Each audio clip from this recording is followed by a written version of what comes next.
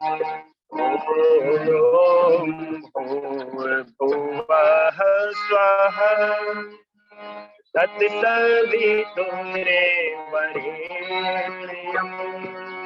भर्गो देवस्य धीमहि धियो यो नः प्रचोदयात्। तूने हमें उत्पन्न किया, पालन कर रहा है तू, तुझसे ही पाते प्राण हम, दुखियों के कष्ट हरता है तू। तेरा महान तेज है छाया हुआ सभी स्थान, सृष्टि की वस्तु में तू हो रहा है विद्यमान। तेरा ही घर दे ध्यान हम मांगते तेरी दया, ईश्वर हमारी बुद्धि को श्रेष्ठ मार्ग पर चला। दाता हमारी बुद्धि को वेद मार्ग पर चला। आदरणीय कार्यक्रम के संयोजक श्रीमान श्री लखनलाल आर्य जी, इस कार्यक्रम में जुड़े समस्त आर्यजन, आदरणीय हमारे जो आज मुख्य अतिथि हैं आचार्य जी, आइए कुछ 2 भजनों के माध्यम से थोड़ी सी चर्चा में आपके मध्य में इस कार्यक्रम को प्रारंभ करते हुए करता चलूं। फिर बहुत सुंदर कार्यक्रम मेरे पश्चात हम सभी सुनेंगे।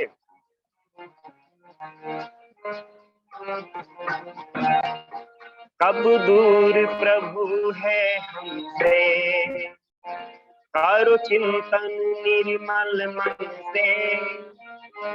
कब दूर प्रभु है हमसे, करो चिंतन निर्मल मन से। सुख मिलेगा भक्ति भजन से, करने की अपने तन से ये जीवन को एक दिन जाना है। लौट कर यही आना है, ये जीवन तो एक दिन जाना है। लौट कर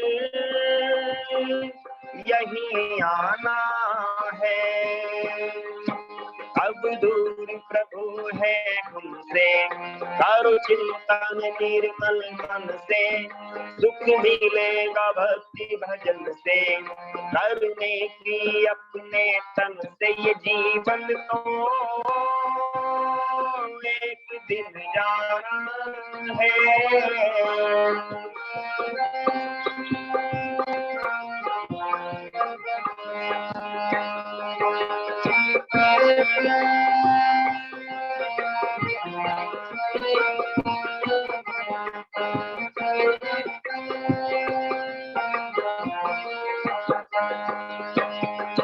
ये जीवन खेल खिलौना, कुछ दिन का सपन सलोना। ये जीवन खेल खिलौना, कुछ दिन का सपन सलोना। जब जाए जवानी तेरी फिर बात पड़ेगा रोना। जब जाए जवानी तेरी फिर बात पड़ेगा रोना। जब आए तुझे बुढ़ापा, कहते हैं सभी बुढ़ापा। मिट जाए जग से ऐसे जैसे पानी बीच बताशा। ये जीवन तो एक दिन जाना है, लौट कर यही आना है। ये जीवन तो एक दिन जाना है।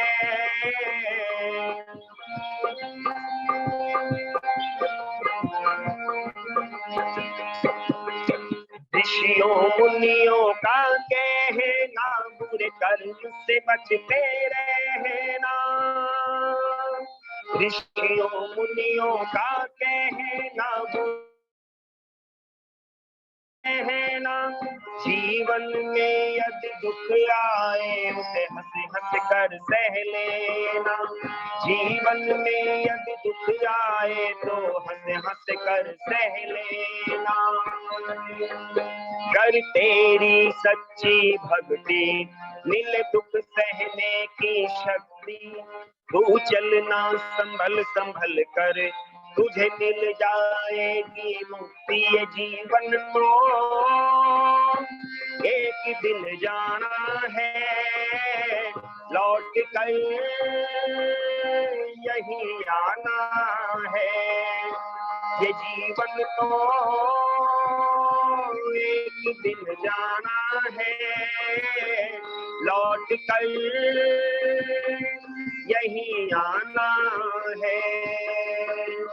सब दूर प्रभु है हमसे, करो चिंतन निर्मल मन से। सुख मिलेगा भक्ति भजन से, करने की अपने तन से ये जीवन को।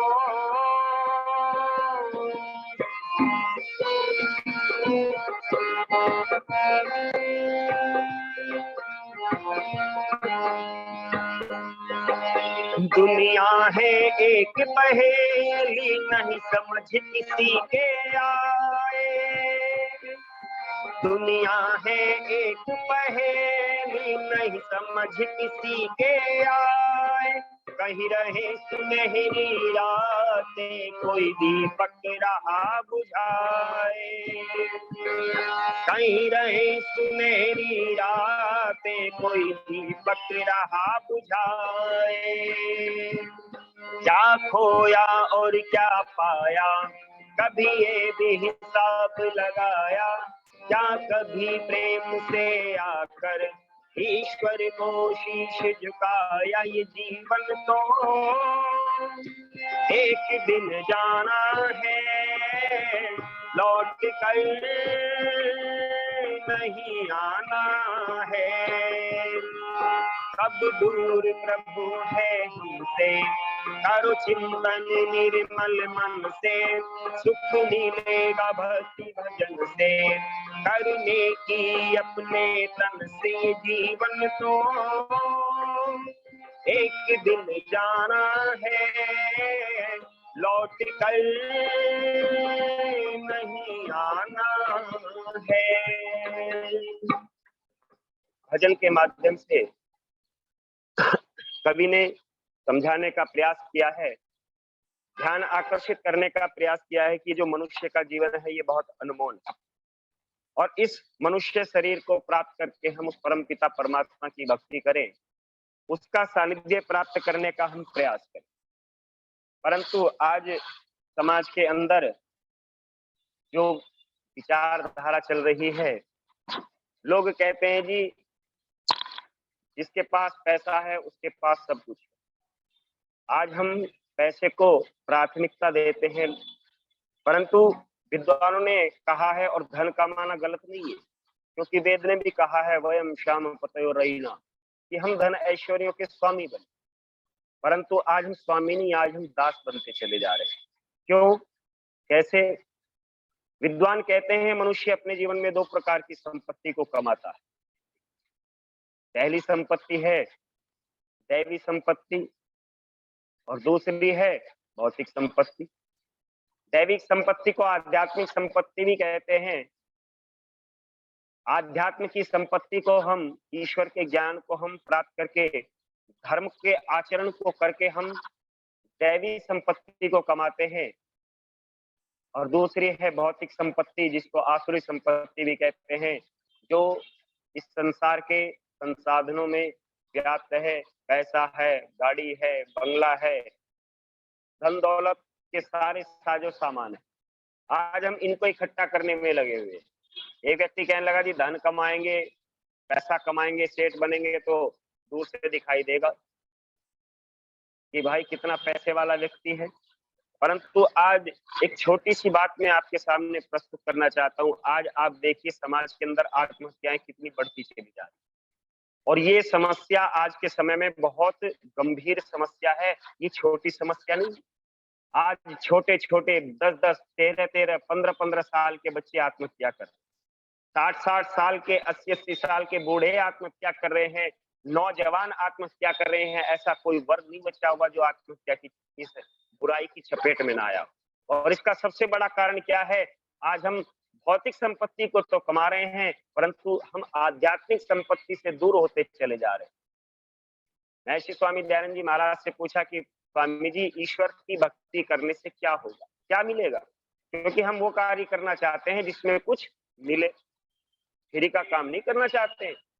मैं श्री स्वामी दयानंद जी महाराज बहुत सुंदर उत्तर देते हैं। वो कहते हैं, ईश्वर का भक्त कभी दुर्गति को प्राप्त नहीं होता है, और पहाड़ जैसी आपत्ति भी अगर आ जाए तो उसको हंसते हंसते सहन कर लेता है। क्या ये ईश्वर भक्ति का फल कम है? आज हम इस भौतिकवादिता की चकाचौंध में, दौड़ में इतना डूब गए हैं, इतना डूब गए हैं, ईश्वर की भक्ति से दूर होते चले जा रहे हैं। ये धन दौलत तो सब यही रह जाएगी, ये साथ में नहीं जाएगा। और महाभारत कार भी समझाता है, महाभारत के अंदर भी आया है कि हम किस प्रकार के धन का उपार्जन करें, कैसे धन को कमाएं। तो बहुत सुंदर लिखा है, धनस्य राजतो यस्य भयम न चास्ति चोरता, मृतम च यन्मुच्यति समर्जस्य तद्धनम। महाभारतकार लिखते हैं, भीष्म कह रहे हैं कि हम ऐसे धन को कमाएं जिस धन का ना तो चोर का भय हो, ना ये भय हो कि राजा को कर देना पड़ेगा, और जो मरने के बाद भी जीवात्मा के साथ में जाए। हम ऐसे धन का उपार्जन करें। और जब हम उस धन को कमाते थे तो फिर ये सांसारिक धन हो या ना हो, कष्ट आए या ना आए, कोई फर्क नहीं पड़ता था, क्योंकि ईश्वर का भक्त कभी दुर्गति को प्राप्त नहीं होता है। और आज के समय में आप देख लीजिए, आज हम ईश्वर भक्ति से दूर होते चले जा रहे हैं, तो आत्महत्या जैसा जघन्य अपराध कर रहे हैं। ये अनमोल नर्तन जो परमपिता परमात्मा ने हमें प्रदान किया है, हम इसका अपमान आज करते चले जा रहे हैं। और इसीलिए बहुत सुंदर कवि ने लिखने का प्रयास किया है कि ऐसी कमाई कर लो कि जो संग जा सके, मुश्किल पड़े तो राह में कुछ काम आ सके। ऐसी कमाई कर लो कि जो संग जा सके, मुश्किल पड़े तो राह में कुछ काम आ सके।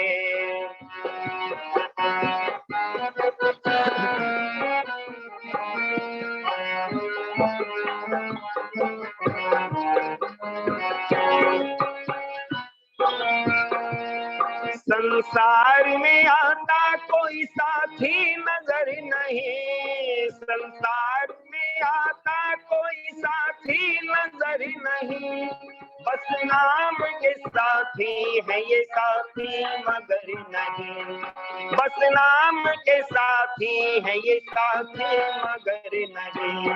साथी बनाओ उसको जो साथी कहा सके, मुश्किल पड़े तो राह में कुछ काम आ सके। ऐसी कमाई कर लो कि जो संग जा सके, मुश्किल पड़े तो राह में कुछ काम आ सके।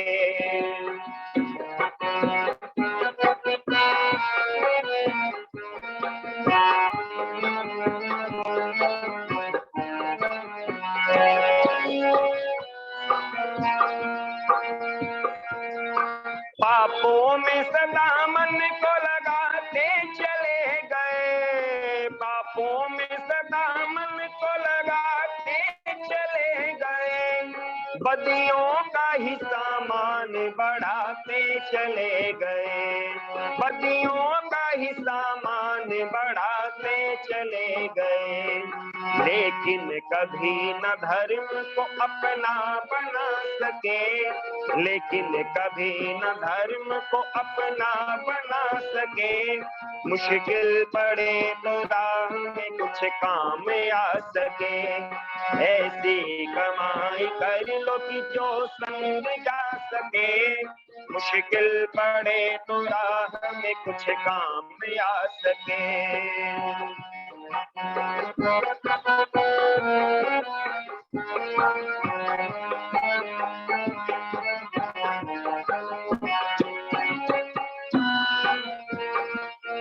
दुनिया की चकाचौंध में जीवन गंवा दिया।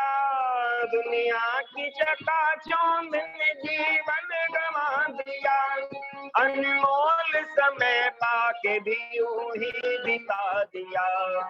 अनमोल समय पाके भी यूं ही बिता दिया। मानव वही है इसका जो फायदा उठा सके। मानव वही है इसका जो फायदा उठा सके। मुश्किल पड़े तो राह में कुछ काम आ सके। ऐसी कमाई कर लो कि जो संग जा सके।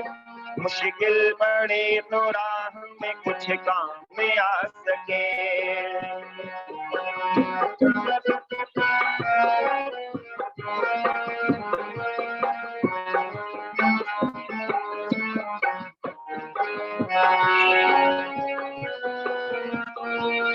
चिंता की नहीं बात जो चिंतन से काम लो। चिंता की नहीं बात जो चिंतन से काम लो।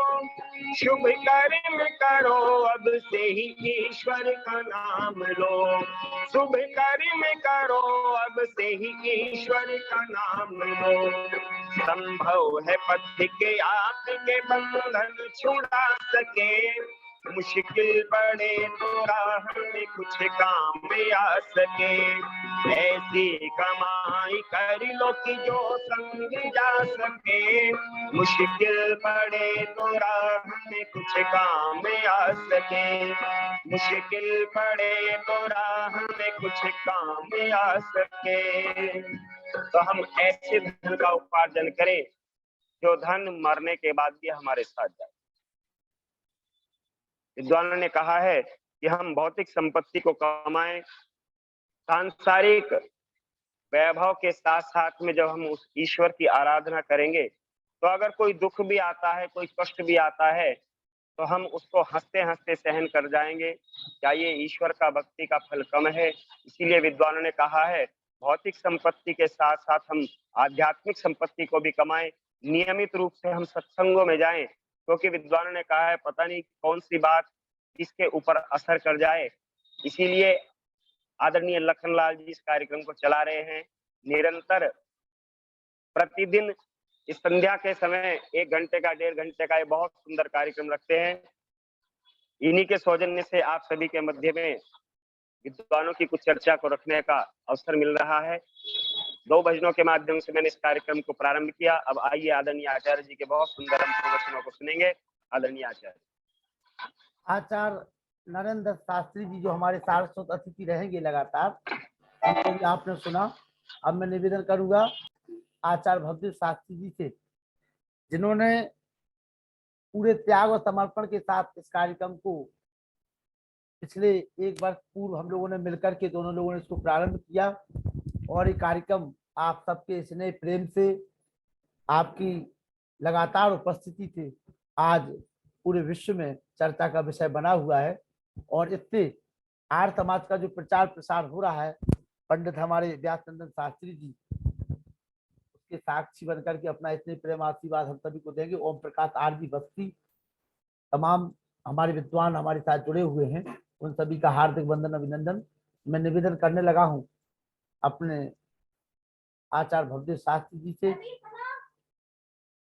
जिन्होंने इस कार्यक्रम को प्रारंभ कराने में हमारा बहुत बड़ा योगदान किया। आज वो पुनः पिछले कई महीनों के बाद उनकी वापसी हुई है। उनका स्वागत है, वंदन अभिनंदन।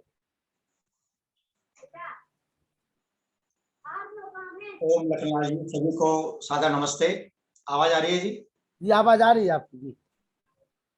हाँ जी। कार्यक्रम में उपस्थित कार्यक्रम के संचालक आदरणीय श्री लखनलाल जी आर्य समाज मेहरौनी के प्रधान आदरणीय मुनि श्री पुरुषोत्तम जी वानप्रस्थी जी, समस्त धर्म प्रेमी सज्जनों, वंदनीय माताओं, बहनों, युवा साथियों, पिछले अगस्त महीने में, अगस्त 2021 में, जब पूरे देश भर में लॉकडाउन की स्थिति बनी हुई थी, किसी का आना जाना नहीं हो रहा था, हम सब लोग अपने अपने घरों में कैद थे, सारे बड़े बड़े आयोजन बंद थे। ऐसे में लखनलाल जी और हम दोनों के बीच में एक विचार हुआ कि ऐसी कोई व्यवस्था की जाए कि हम घर पर बैठ करके, घर पर रहते हुए हम सभी लोगों को, जो हमारे श्रोता हैं, जो हमारे आर्य विचारों को मानने वाले लोग हैं, जो धर्म प्रेमी सज्जन माताएं बहनें हैं, उन तक हम अपनी वैदिक विचारधारा को पहुंचाएं। तो हमने सबसे पहले 5 दिन का कार्यक्रम किया वेद कथा का।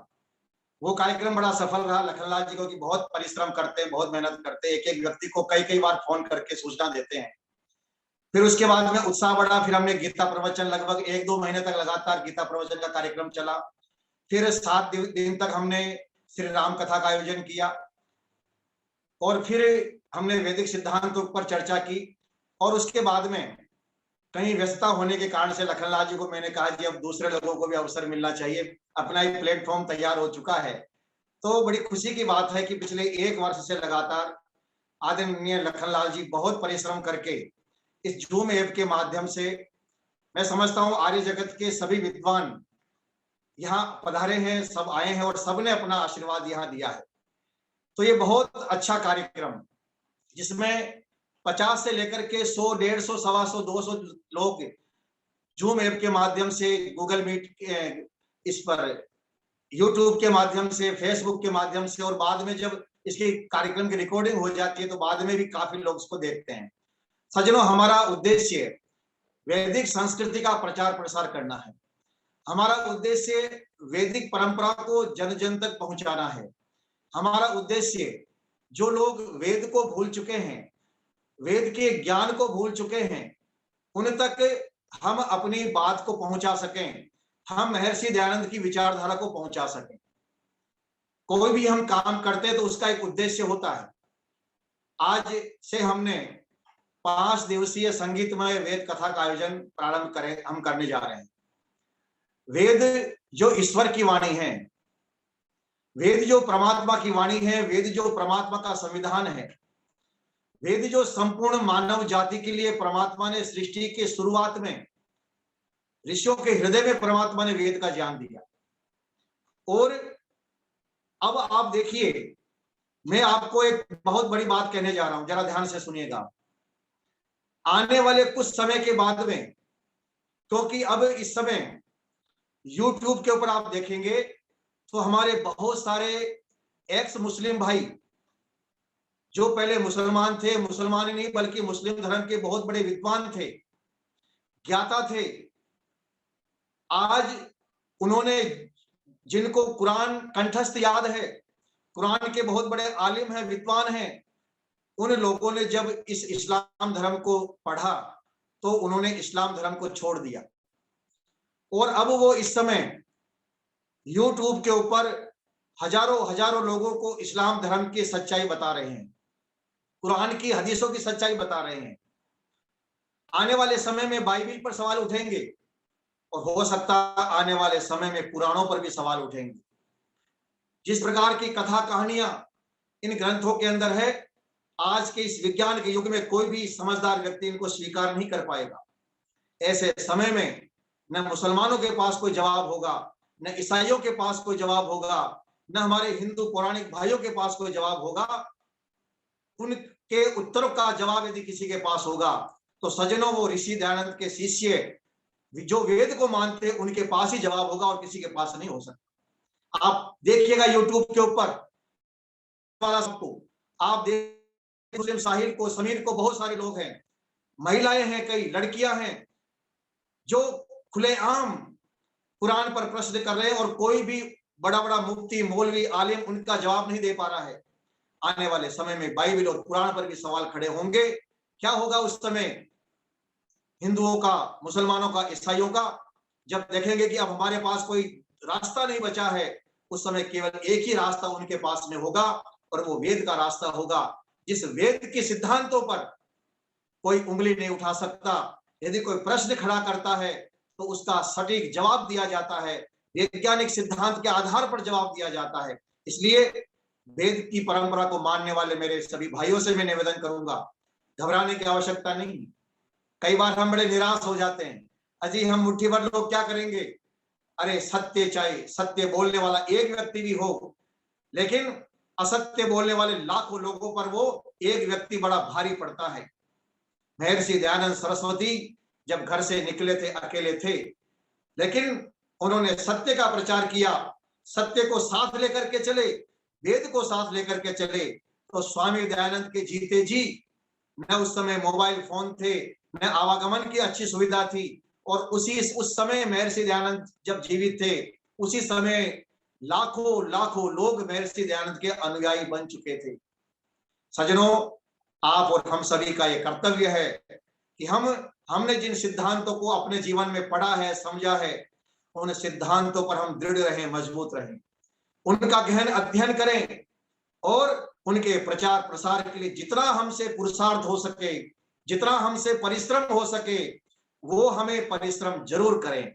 घबराने की कोई आवश्यकता नहीं। मैं कई बार कहता हूं, जब लोग निराश हो जाते हैं, जी 5 आदमी आते हैं सत्संग में, 50 आदमी आते हैं, 20 आदमी आते हैं, उनके देखिए 2 करोड़ लोग कावड़े लेने के लिए हरिद्वार चले गए, हमारे यहाँ कोई नहीं आता, वहां बहुत संख्या होती है।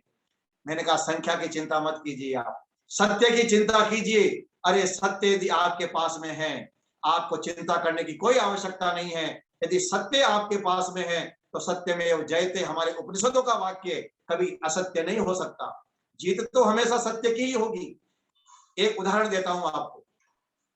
एक समय था, आज से 125 साल पहले, जब हमारे देश के लोग, हमारे हिंदू भाई, हमारे मुस्लिम, हमारे ईसाई महिलाओं को पढ़ने का अधिकार नहीं देते थे। मुस्लिम धर्म के अंदर महिलाओं को परतंत्र बनाने का सिस्टम था। ईसाई धर्म के अंदर तो महिलाओं में आत्मा ही नहीं मानते हैं, और हिंदू धर्म के अंदर भी कई शंकराचार्यों ने कह दिया, स्त्री शूद्रो न धीयताम, स्त्रियों को और शूद्रों को पढ़ने का अधिकार नहीं है। परिणाम क्या हुआ कि हमारी नारी जाति को शिक्षा से दूर कर दिया गया, पढ़ने का अधिकार उनसे छीन लिया गया, और उनके बारे में हमारे शास्त्रों में, संस्कृत में अनेकों अनेकों भ्रांत विचारधाराएं, अंधविश्वास वाली विचारधाराएं डाल दी गई। और परिणाम यह हुआ कि हमारी माताएं बहनें कोई वेद मंत्र पढ़ ले, वेद मंत्र सुन ले, तो उसको बहुत बड़ा पाप माना जाने लगा। और आप अभी भी देखेंगे, अभी भी कई कथावाचक ऐसे हैं जो कहते हैं साहब स्त्रियों को तो गायत्री मंत्र सुनना ही नहीं चाहिए, स्त्रियों को तो गायत्री मंत्र बोलना ही नहीं चाहिए, क्योंकि वो अपवित्र हो जाती है। अरे जिस चीज को तुम अपवित्र समझते हो, उसी चीज से तुम्हारा ये शरीर बना हुआ है, तुम उसे अपवित्र मानते हो।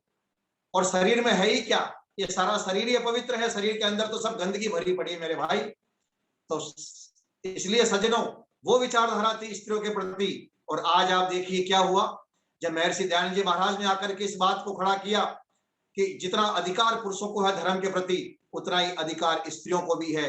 स्त्रियां वेद पढ़ सकती है, स्त्रियां यज्ञोपवीत धारण कर सकती है, स्त्रियां यज्ञ की आचार्य बन सकती है, ब्रह्मा बन सकती है, यज्ञ कर सकती है। परिणाम आज आप देखिए, आज हमारी गांव गांव की बेटियां भी गायत्री मंत्र बोल रही है, गायत्री मंत्र सुनती है, कोई उनको मना करने वाला नहीं है। आज वो लोग जो नारी शिक्षा का विरोध करते थे, आज वो बड़े बड़े भव्य विद्यालय बना रहे हैं नारी कन्याओं के लिए। ये आपकी विचारधारा की जीत है, ये आपके सत्य की जीत है। इसलिए घबराने की आवश्यकता नहीं है। हमारा सकारात्मक हम रहें, और हम आर्य कभी निराश नहीं हुआ करते। ईश्वर और वेद को मानने वाला व्यक्ति कभी भी निराश नहीं होता। तो आइए अब मैं अपनी बात को प्रारंभ करता हूं, क्योंकि बहुत कम समय है और काम बहुत ज्यादा है, बातें बहुत ज्यादा है। आप भी मेरा साथ देने का प्रयास कीजिए। जो लोग अब तक नहीं जुड़े हैं और आप जिनको जोड़ना चाहते हैं, आप उनको भी आप सूचना दे दें। लगभग 46-50 के आसपास संख्या हमारी हो रही है। संगीत में ये 5 दिवसीय वेद कथा, वेद के मंत्रों की हम सरल रूप में व्याख्या आपके सामने प्रस्तुत करेंगे और बीच बीच में भजनों का भी आप आनंद ले पाएंगे। तो आइए भजन के साथ में हम अपने इस संगीतमय 5 दिवसीय वेद कथा का शुभारंभ करते हैं।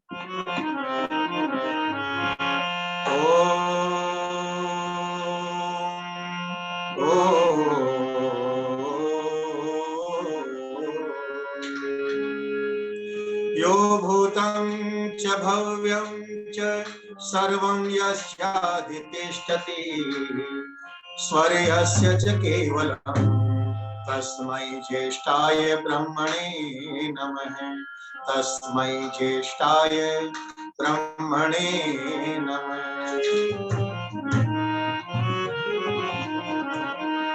मांग बंदे मांग तो भगवान से, मांग बंदे मांग तो भगवान से, क्या मिलेगा मांग कर इंसान से, क्या मिलेगा मांग कर इंसान से, मांग बंदे मांग तो भगवान।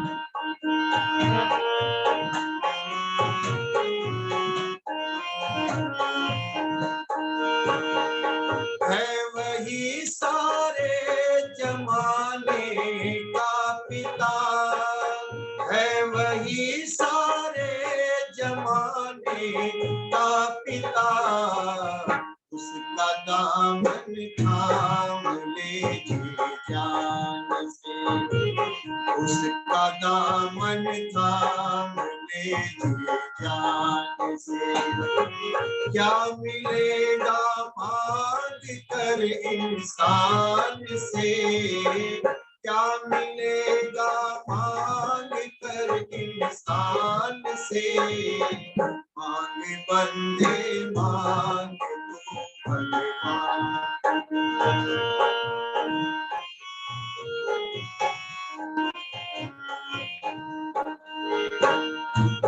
बना साथी सखाओं का सखा,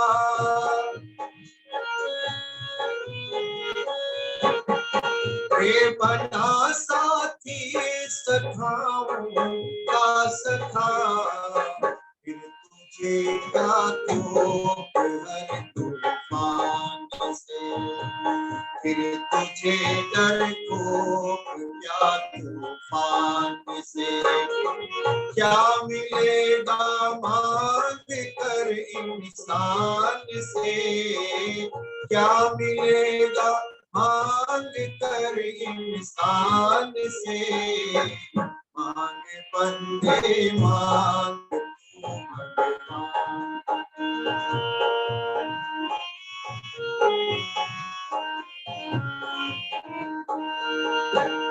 देख ले घर में तेरे बैठा कोई, देख ले घर में तेरे बैठा कोई, मिल जरा एक बार उस मेहमान से, मिल जरा एक बार उस मेहमान से, क्या मिलेगा मांग कर इंसान से, क्या मिलेगा मांग कर इंसान से, मांग बंदे मांग तो भगवान।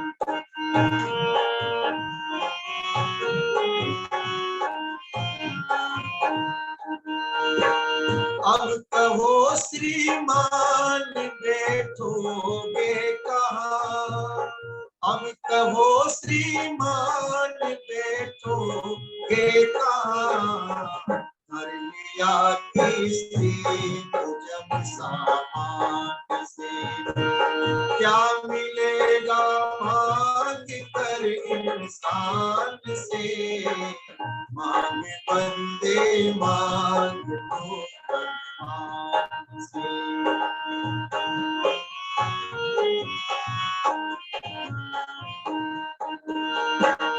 गज सुपथ को क्यों कुपथ पर जा रहे, तज सुपथि को क्यों कुपथि पर जा रहे, हो गई गलती क्या पथ के नादान से, हो गई गलती पथ के नादान से।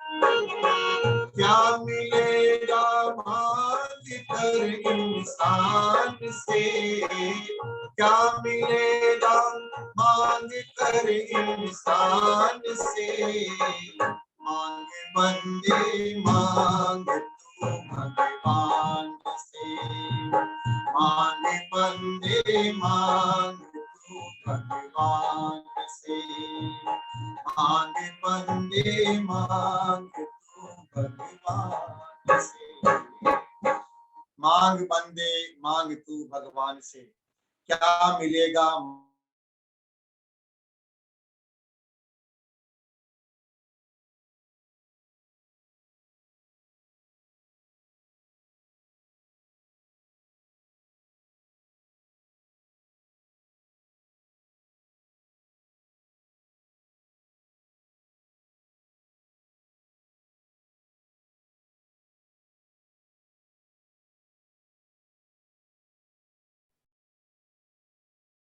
जी हृदय यानी स्तुति करता है, करते हैं। त्वाम यानी आपकी, हे ईश्वर आपकी भक्ति कौन करता है। तो कहा गया अवश्य वह, पहला ही विशेषता बताई है कि कौन व्यक्ति परमात्मा की स्तुति करता। देखिए संसार में हजारों लाखों करोड़ों की संख्या में लोग, और हर व्यक्ति अपने कमाने में, खाने में, अपने परिवार के लिए भरण पोषण करने में व्यस्त है। किसी को भी ईश्वर की भक्ति का समय नहीं है।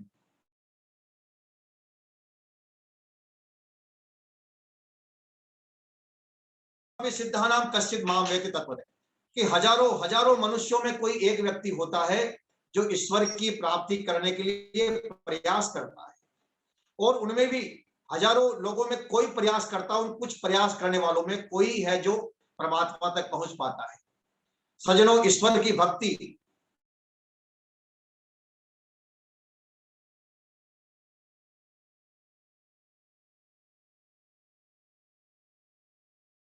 आपको बहुत सारे नियमों का पालन करना पड़ेगा, बहुत सारी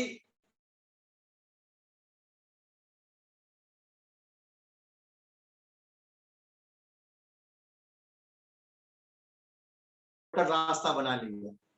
आप किसी के घर जाओ सुबह सुबह तो कहेगा भाई साहब 2 मिनट रुक जाओ, बस आता हूं अभी मैं। क्या करके आते हो? बोले थोड़ा पूजा पाठ कर लेता हूं। और वो 2 मिनट भी नहीं लगाएगा, 1 मिनट ही लगाएगा, केवल अगरबत्ती जलाएगा, 3 बार घुमाएगा और कह देगा साहब मेरी भक्ति हो गई। यानी हमने भक्ति को इतना सरल बना लिया कि क्या 20 सेकंड के अंदर 2 अगरबत्ती 3 बार घुमाने से हम मान लेते हैं कि हमने परमात्मा की भक्ति कर ली।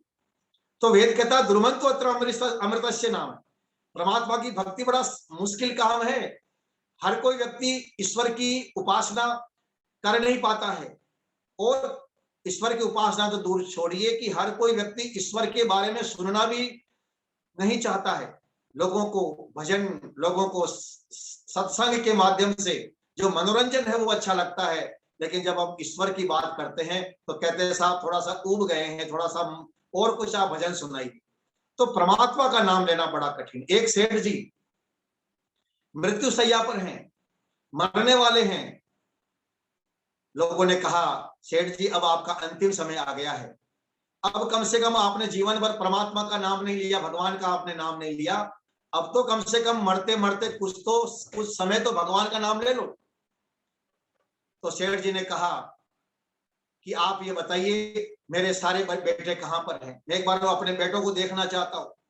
4-5 बेटे थे, सेठ जी के बेटों को खड़ा कर दिया। बोले सेठ जी आपके बेटे आपके पास ही हैं, कहीं दूर नहीं गए हैं। बोले बड़ा बेटा कहाँ है? बोले ये रहा बड़ा बेटा, उससे छोटा वाला बेटा यहाँ है, तीसरे नंबर का यहाँ है, चौथे नंबर का यहाँ है, और 5वें नंबर का सबसे छोटा बेटा यहाँ पर है। तो सेठ जी को बड़ा गुस्सा आया। बोले जब तुम सारे के सारे यहाँ हो तो दुकान पर कौन है? मरते मरते भी सेठ जी को सज्जनों दुकान की चिंता है। हमारे शास्त्र क्या कहते हैं? न यम आत्मा प्रवचने न लभ्यो न मेधया न बहुना स्तुते, यम एव ऐसा वृणुते तेन लभ्य, कि ये आत्मा परमात्मा प्रवचनों से प्राप्त नहीं होता, परमात्मा ज्ञान केवल ज्ञान प्राप्त करने से प्राप्त नहीं होता। यम एव ऐसा वृणुते, परमात्मा जिसका वर्ण कर लेता है, जिसको चुन लेता है, वही सज्जनों ईश्वर के मार्ग पर चलता है। हम अपने आप को योग्य बनाएं, हम अपने आप को पात्र बनाएं, और बिना पात्र बने सज्जनों परमात्मा की कृपा नहीं बरसती है। परमात्मा तो सब पर कृपा करता है, बरसात तो सब जगह बरस रही है, लेकिन उसी किसान के खेत में अच्छी फसल होती है। जो किसान बरसात होने से पहले अपने खेत को जोत करके तैयार कर देता है, और जैसे ही थोड़ी सी बरसात होती है उसमें बीज डाल देता है, और फिर जब बरसात बरसती है तो उसको अच्छी फसल उसके को प्राप्त होती है। इसी प्रकार से जो ईश्वर को प्राप्त करना चाहता है, उसको अपने आप को तैयार करना पड़ता है। तो वेद का यह मंत्र क्या कहता है? वेद का यह मंत्र कहता है ईडते त्वाम, तुम्हें कौन तुम्हारी भक्ति कौन करता है, उस भक्त का की पहली पहचान बताई है, पहला ही गुण बताया है कि कौन ईश्वर की उपासना करता है, का अवश्यवय। अवश्यवय का अर्थ है जो अपनी सुरक्षा चाहता है, जो अपनी रक्षा की कामना करता है कि ईश्वर मेरी रक्षा करना, मैं चारों ओर से घिर गया हूं, चारों ओर से मेरे ऊपर संकट के बादल आ गए हैं, चारों ओर से मैं समस्याओं में फंस गया हूं, और ऐसे समय में जब उसे कहीं से भी निकलने का रास्ता नहीं दिखता, तो उस समय केवल उसको सज्जनों परमात्मा याद आता, भगवान याद आता। कहते हैं दुख में सुमरन सब करे। दुख में जब व्यक्ति पड़ जाता है तब उसको परमात्मा याद आता, तब उसको भगवान याद आता। एक व्यक्ति यात्रा कर रहा था, यात्रा करते करते रास्ते में नदी आ गई। अब रास्ते में जब नदी आ गई तो घबरा गया, इतनी नदी बह रही है इतनी तेजी से, इस नदी को पार करूंगा तो मर जाऊंगा, कैसे होगा? बिना नदी को पार किए हुए आगे यात्रा शुरू नहीं होगी। नदी को पार करना भी जरूरी है, और समस्या यह है कि कहीं नदी में डूब न जाऊं, तैरना नहीं जानता। तो उसने भगवान से प्रार्थना की, हाथ जोड़कर कहता कि हे भगवान, यदि मैं कुशलता पूर्वक नदी से पार हो गया तो आपके 101 रुपए का प्रसाद चढ़ाऊंगा। आज सब यही तो करते हैं, मंदिरों में जाइए आप, बड़ी बड़ी लाइन लगी हुई है, पूछिए आप किसी आए हैं तो सब यही कहेंगे मेरे बेटी की सगाई नहीं हो रही है, मेरी बेटी का रिश्ता नहीं हो रहा है, मेरे बेटे को नौकरी नहीं लग रही है, मेरे पतिदेव बीमार बहुत रहते हैं, मेरी पत्नी झगड़ा बहुत करती है। अनेकों प्रकार की समस्याओं की लिस्ट लेकर के लोग मंदिरों में खड़े हैं। एक भी व्यक्ति ऐसा नहीं मिलेगा जो ये कहेगा कि भाई मुझे कुछ नहीं चाहिए, मैं तो केवल यहाँ मंदिर में दर्शन करने के लिए आया। भक्तों की स्थिति यह है, लेकिन चाह गई चिंता मिटी मनवा बेपरवाह। अरे जिसको कुछ नहीं चाहिए वही शहंशाह। शहंशाह किसको कहा कवियों ने?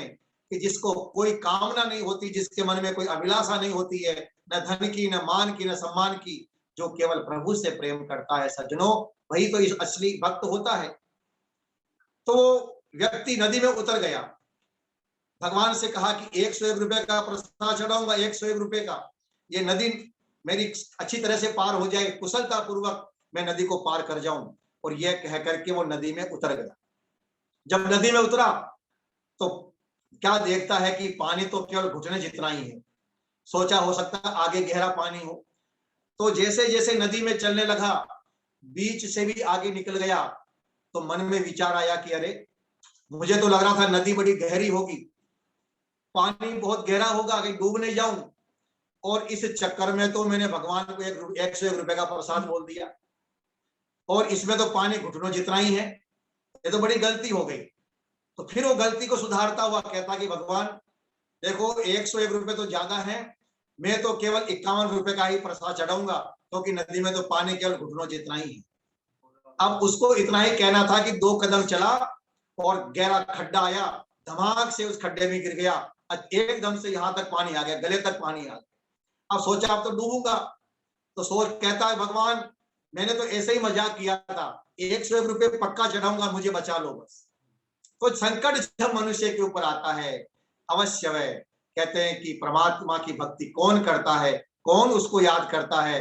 कहते हैं जो व्यक्ति अपनी सुरक्षा चाहता है वो ईश्वर का स्मरण करता है, वो परमात्मा की उपासना करता है।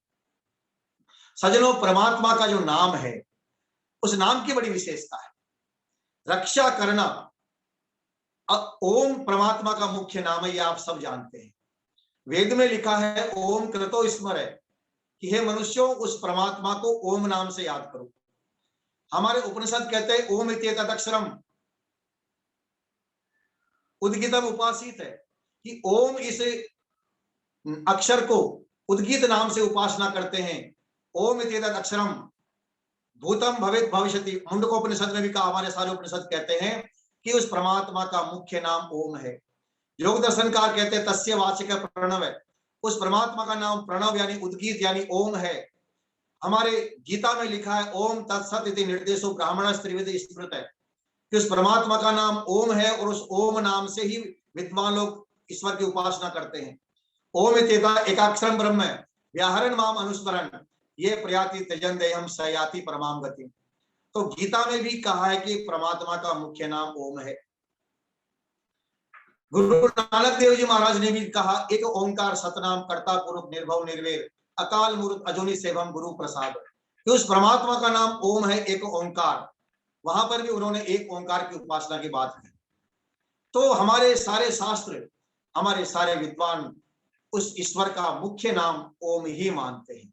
अब आप ओम नाम की विशेषता समझिए कि ओम शब्द जो है वो बनता है अवरक्षणे धातु से। अवरक्षण, कई लोग सवाल करते हैं कि साहब परमात्मा के तो अनेकों नाम हैं, क्योंकि परमात्मा की अनेकों विशेषताएं हैं। परमात्मा एक ब्रह्मा है, तू है, महेश है, शिव है, लक्ष्मी है, सरस्वती है, माता है, पिता है, बंधु है, आचार्य है, गुरु है। अनेकों अनेकों नाम परमात्मा के हैं, क्योंकि परमात्मा की अनंत विशेषताएं हैं। अनंत विशेषताओं के कारण से परमात्मा के अनंत नाम है, असंख्य नाम है। लेकिन ओम ही नाम परमात्मा का क्यों है, ये एक सवाल आता है। तो सज्जनों, इसका हमारे जवाब देते हैं विद्वान।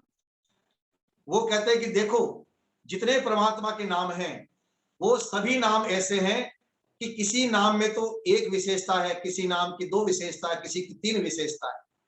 जैसे हमने कहा परमात्मा का एक नाम ब्रह्मा है, तो ब्रह्मा का अर्थ होता है बृहद्वृद्धौ, सबसे बड़ा।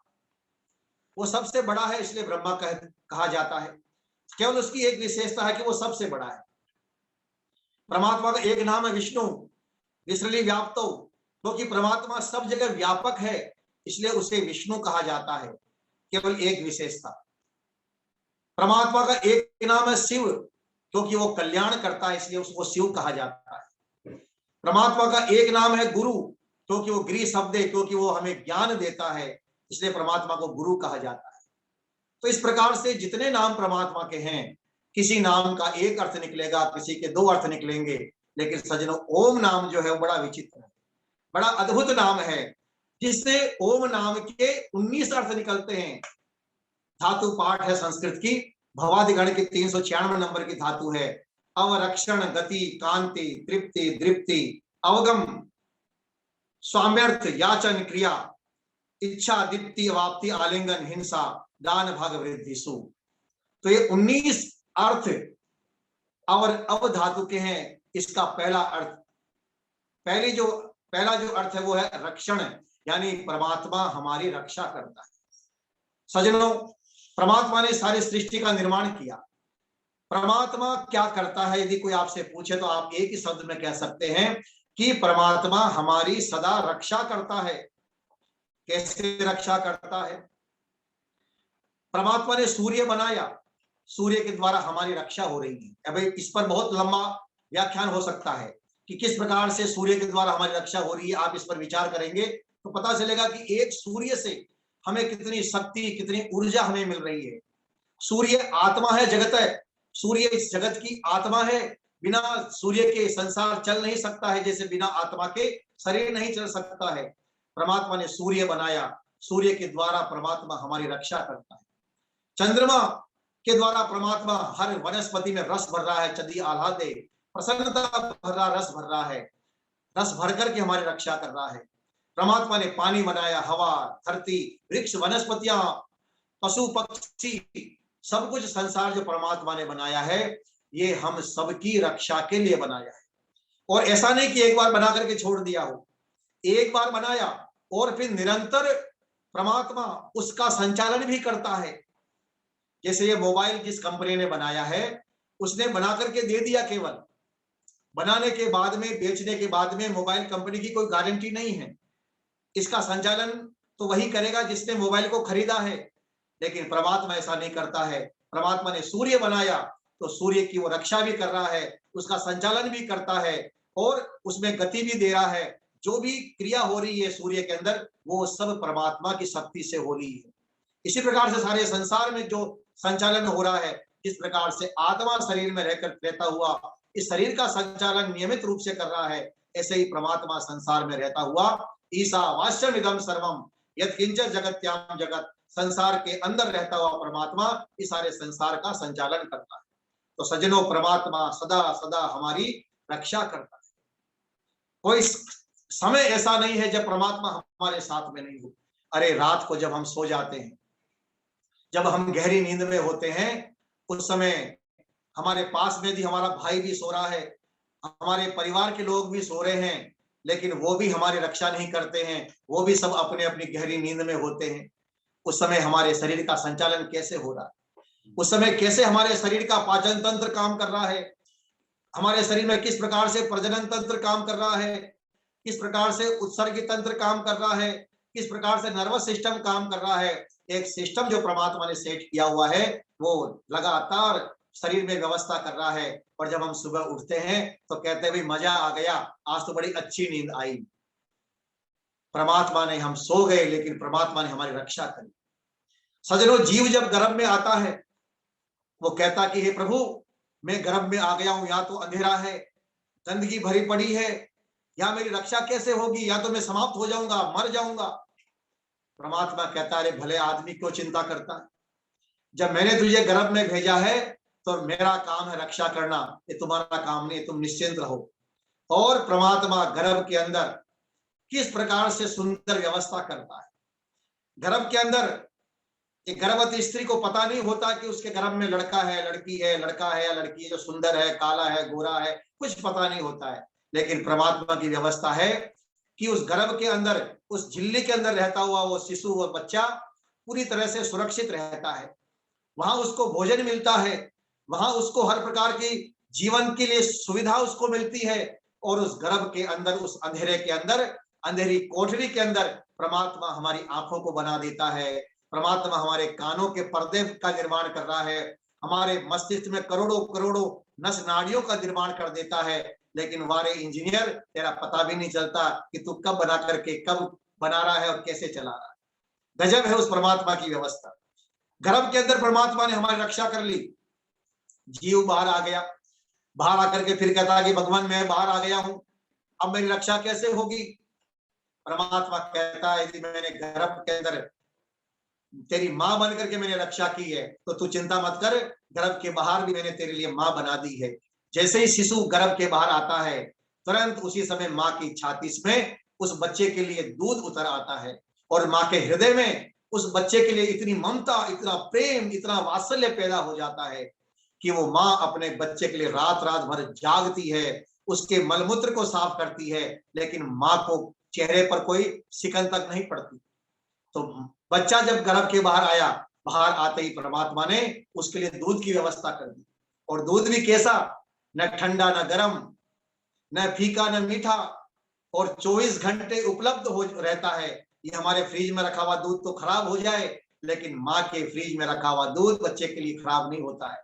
जब बच्चे को भूख लगती है, थोड़ा सा रोता है, तुरंत माँ उसे छाती से लगा लेती है। आत्मा कहता है, वाह प्रभु, आपने तो बड़ी कृपा की, मेरी रक्षा कर ली।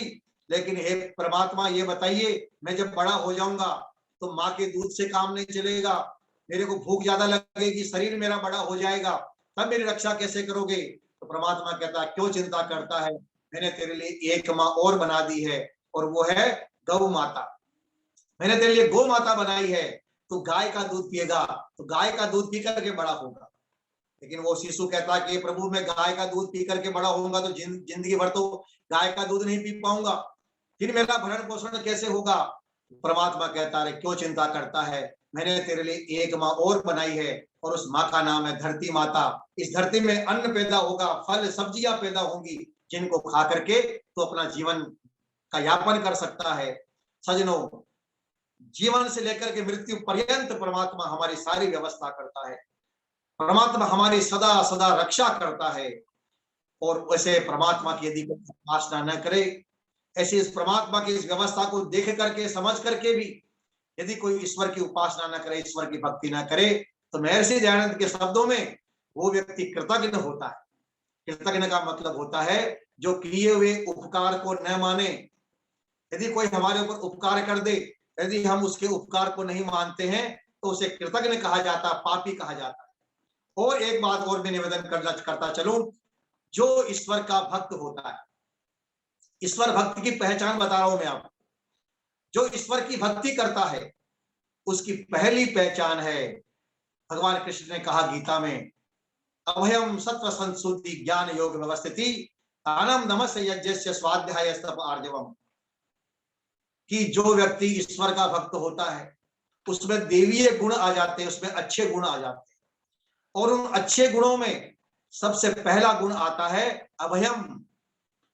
अब आपको ध्यान से सुनना है कि जो ईश्वर की भक्ति करता है उसमें कौन सी विशेषता आ जाती है, वो अभय हो जाता है, वो निडर हो जाता है, वो डरता नहीं है, वो हमेशा प्रसन्न रहता, अभय हो जाता, निर्भय रहता, क्योंकि उसे पता है प्रभु मेरे सदा मेरे साथ में है। अरे मैं अकेला नहीं हूं, वो ईश्वर मेरे साथ में है। और उसको ईश्वर पर विश्वास होता है, उसको अपने ऊपर विश्वास होता है, तो बताइए उसको डर किस बात का होगा। अरे जब सारे संसार का मालिक हमारे साथ में है, हमेशा हमारे साथ में है, फिर हम कब क्यों डरेंगे। आज हमारे पास में यदि 2-4 पुलिस वाले हो तो आदमी सोचता है कि पुलिस वाले मेरे साथ में हैं तो मेरी सुरक्षा कर लेंगे, इनके पास हथियार भी है। लेकिन हम देखते हैं कि बॉडीगार्ड होते हुए भी व्यक्ति को कोई उड़ा देता है। लेकिन वो परमात्मा सदा सदा हमारे साथ रह करके हमारी रक्षा करता है। सज्जनों, जो ईश्वर का उपासक होता है, जो ईश्वर भक्त होता है, वो हमेशा निर्भय रहता है, वो कभी डरता नहीं है। इसका सबसे बड़ा उदाहरण मैं आपको देना चाहूंगा, महर्षि दयानंद सरस्वती। महर्षि दयानंद सरस्वती जब कार्य क्षेत्र में उतरते हैं तो समस्या है सामने कि मैं अकेला और पूरी दुनिया एक तरफ। मैं अकेला हूं जो मानता हूं कि वेद ईश्वर की वाणी है, वेद परमात्मा की वाणी है, परमात्मा का की आज्ञा है, और वेद में कहीं पर भी मूर्ति पूजा का विधान नहीं है। इन अंधविश्वास और पाखंड का कोई विधान वेद के अंदर नहीं है। मुझे अब इसका प्रचार प्रसार करना चाहिए। पहुंच जाते हैं काशी के अंदर। 1869 के अंदर, सितंबर 1869 में महर्षि दयानंद काशी पहुंचते हैं। काशी कोई छोटी मोटी नगरी नहीं है, विद्वानों की नगरी है, जहां सैकड़ों सैकड़ों वेदों के, दर्शनों के, संस्कृत व्याकरण के बड़े बड़े प्रकांड विद्वान हैं। उनसे शास्त्रार्थ करने के लिए, उनसे विचार विमर्श करने के लिए, उनको वेद की सच्चाई बताने के लिए अकेला ईश्वर भक्त ऋषि दयानंद काशी पहुंच जाते हैं। और काशी पहुंच करके वो महलों में या किसी भवन में नहीं ठहरते हैं, एक वृक्ष के नीचे, पेड़ के नीचे जाकर के अपना आसन लगा लेते हैं। लोगों को पता लगता है कोई दंडी स्वामी आया है, कोई सन्यासी आया है जो वेद की बात करता है और जो कहता है वेदों में मूर्ति पूजा का विधान नहीं है। लोग आने लगे स्वामी जी के पास, सबका समाधान करने लगे। काशी नरेश राजा ईश्वरी नारायण सिंह को पता लगा कि कोई दंडी सन्यासी आया है जो कहता है वेद में मूर्ति पूजा का विधान नहीं है। घबरा गया राजा, यदि ये सिद्ध कर देगा तो ये काशी नगरी तो पूरी इसी मूर्ति पूजा मंदिरों पर टिकी हुई है, यहाँ की सारी परंपराएं समाप्त हो जाएंगी। तो ईश्वरी नारायण ने क्या किया, एक व्यक्ति के साथ में ऋषि दयानंद के पास कहलवा करके भेजा कि राजा जी आपकी व्यवस्था के लिए प्रतिदिन कुछ रुपए 8 आने, उस समय 8 आने चलते थे, तो 8 आने आपको रोज देंगे और एक कीमती दुसाला, ओढ़ने का जो दुसाला होता है, वस्त्र होता है, वो स्वामी दयानंद जी के पास में भेजा कि महाराज आप ये स्वीकार कीजिए। स्वामी दयानंद समझ गए राजा जी को भेजना चाहता है, राजा ये भेज करके मेरी जुबान बंद करना चाहता है, मेरी वाणी बंद, मेरा मुंह बंद करना चाहता है। ऋषि दयानंद ने उसको अस्वीकार कर दिया, मुझे नहीं चाहिए। राजा घबरा गया, बोले ये तो रोज पैसे दे रहा हूं फिर भी नहीं मान रहे। तो दूसरा प्रस्ताव राजा ने भेजा कि महाराज जी, हम आपकी व्यवस्था के लिए प्रति महीना 100 रुपया हम राजकोष से आपको देंगे, लेकिन आप केवल ये कहना बंद कर दीजिए कि ये अंधविश्वास और ये पाखंड का विरोध करना बंद कर दीजिए, बस, और हम कुछ नहीं चाहते, बाकी आप प्रचार कीजिए। स्वामी दयानंद ने कहलवा दिया राजा को कि हे राजन, आप यदि मुझे 100 रुपया महीना तो क्या, यदि आप मुझे अपना सारा साम्राज्य भी दे देंगे तो भी मैं सत्य कहने से पीछे नहीं हटूंगा। सज्जनों, स्वामी दयानंद सत्य के पक्षधर होते हैं, स्वामी दयानंद ईश्वर के पक्षधर होते हैं। कह दिया, हे राजन, मैं आपके साम्राज्य को भी ठुकरा सकता हूं, लेकिन मैं सत्य को नहीं छोड़ सकता। आप मुझे सारा राज्य भी दे देंगे तो भी मैं अपने कार्य से पीछे नहीं हटूंगा। राजा बड़ा परेशान कि क्या हो गया, क्या करे अब। और स्वामी दयानंद जी के पास में सैकड़ों की संख्या में लोग आने लग गए, मंदिरों में लोगों ने जाना बंद कर दिया।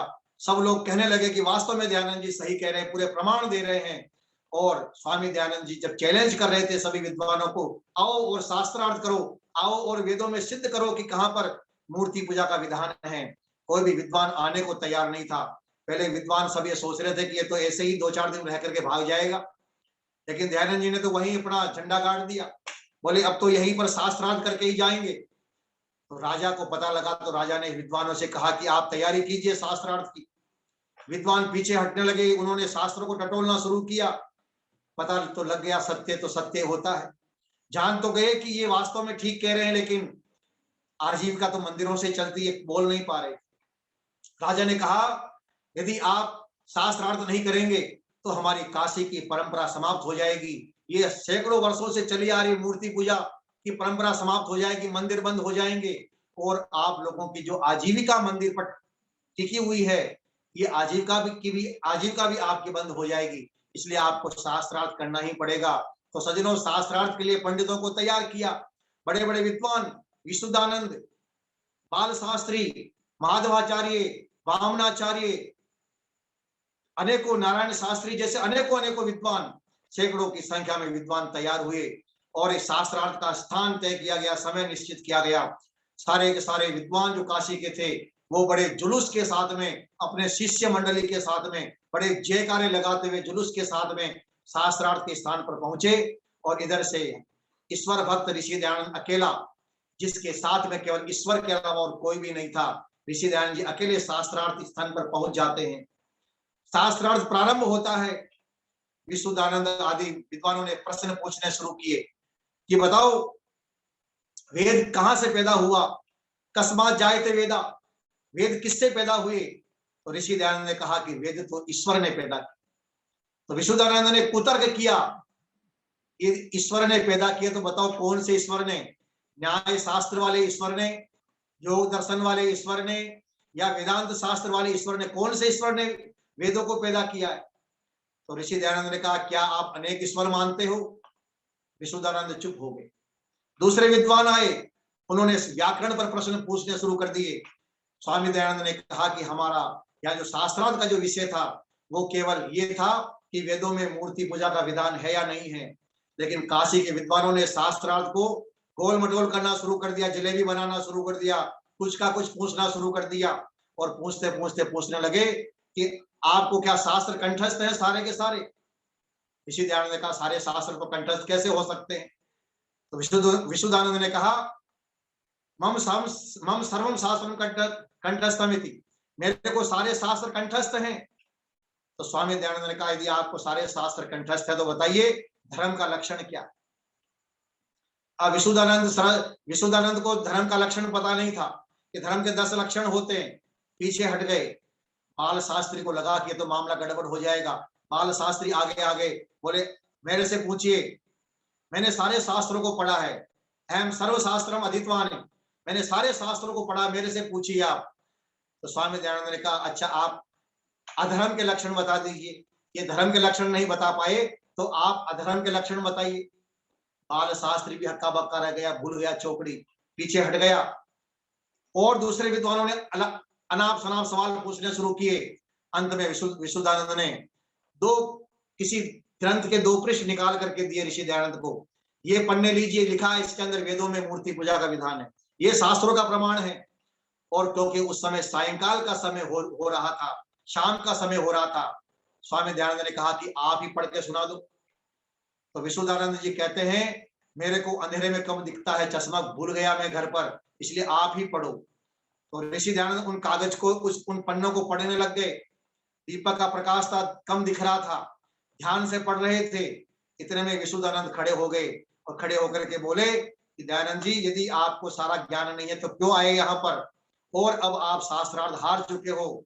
और यह कह करके उन्होंने हर हर महादेव, जय विश्वेश्वर भगवान की जय के नारे लगा दिए और कह दिया कि दयानंद जी शास्त्रार्थ हार गए। 20,000 से ज्यादा लोग उस समय शास्त्रार्थ में मौजूद थे। सबको कह दिया गया, सारे पंडित खड़े हो गए, बोले हम जीत गए, हम जीत गए, दयानंद जी हार गए हैं। जो दयानंद के समर्थक लोग थे वो हक्के बक्के रह गए, ये क्या हो गया। स्वामी दयानंद जी हारे नहीं थे, लेकिन शोर शराबा कर दिया और सारे पंडितों ने जोर जोर से जय घोष लगाने शुरू कर दिए। राजा ने भी उस समय पंडितों का साथ दिया, और जब जय घोष लगाने लग गए पंडितों ने अपनी विजय के, झूठी जीत के, तो उस भीड़ के अंदर कुछ गलत लोग, गुंडे बदमाश लोग भी थे। उन्होंने स्वामी दयानंद पर पत्थर फेंकने शुरू कर दिए, ईंटें फेंकने शुरू कर दी, गोबर फेंकना शुरू कर दिया, मिट्टी फेंकना शुरू कर दिया, गाली गलौज देना शुरू कर दिया। वहां की जो कोतवाल पुलिस के अधिकारी थे, जो उस समय सुरक्षा में लगे हुए थे, उन्होंने बड़ी मुश्किल से स्वामी दयानंद जी की रक्षा की और फिर उनको सकुशल उनकी कुटिया तक पहुंचाया, उनके स्थान तक पहुंचाया। अब आगे की बात जो मैं आपको बताना चाहता हूं, ध्यान से सुनिएगा। स्वामी दयानंद काशी के अंदर अकेले हैं, सारे काशी एक तरफ है, ऋषि दयानंद अकेला है। ये शक्ति कहां से आ रही है उसकी? ये शक्ति आ रही है ईश्वर विश्वास पर, कि मेरे साथ ईश्वर है, मेरे साथ परमात्मा है, और जब तक ईश्वर चाहेगा इस शरीर से काम लेगा। जब उनको उनके स्थान पर पहुंचा दिया गया तो एक निर्मला साधु था, उसका नाम था ईश्वर सिंह, पंडित ईश्वर सिंह। पंडित ईश्वर सिंह के मन में विचार आया कि काशी में ऋषि दयानंद जी के साथ बड़ा अन्याय हुआ है, लोगों ने इनका अपमान किया है, ईंटें फेंक रहे हैं, गोबर फेंक रहे हैं, पत्थर मिट्टी फेंक रहे हैं। निश्चित रूप से स्वामी दयानंद जी इस समय बड़े विचलित होंगे, बड़े तनाव में होंगे, चल करके देखना चाहिए।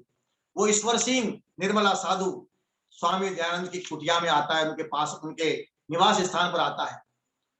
तो वहां देखा कि स्वामी जी आराम से बैठे हुए, चेहरे पर कोई उदासी नहीं है, बड़ी मस्ती के साथ आराम से बैठे हुए हैं। वो ईश्वर सिंह आकर के बैठ गया और बैठ करके उनसे धर्म चर्चा करने लगा।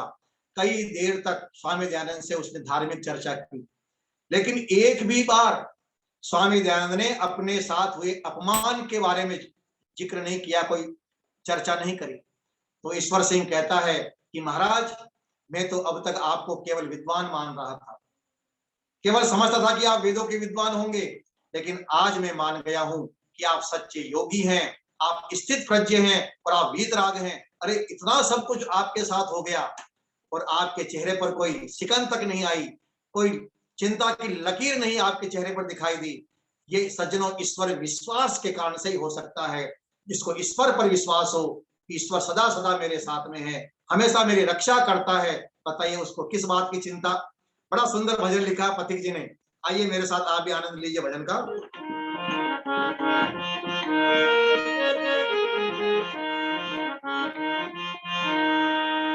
कौन काशी में आया है, कौन काशी में आया है, बड़ा तूफान उठाया है। कौन काशी में आया है, बड़ा तूफान उठाया है। शिव जी की नगरी को आके, शिव जी की नगरी को आके जिसने हिलाया है, कौन काशी में आया है, कौन काशी में आया है।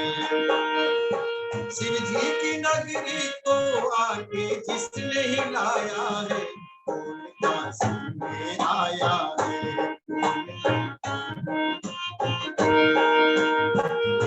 गली बाजार डगर में यही चर्चा घर घर में, छिड़ा संग्राम में अनोखा, चलो शास्त्रार्थ समर में। दुम भी बोल रही है, राज कुछ खोल रही है, आसमां झूम रहा है, ये जमीन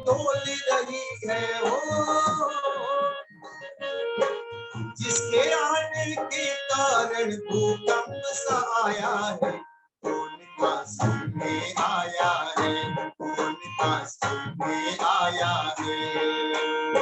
शिव जी की नगरी को आके जिसने हिलाया है, कौन काशी में आया है।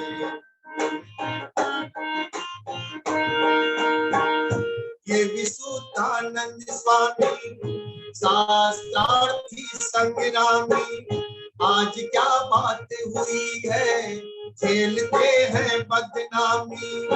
अंबिका दत्त व्यास है, राधा मोहन भी पास है, विप्रवर शिव सहाय और शिव नारायण भी खास है। इन शास्त्रार्थी महारथियों ने शीश नवाया है, कौन काशी में आया है, कौन काशी में आया है। शिव जी की नगरी को आके जिसने हिलाया है, कौन काशी में आया है।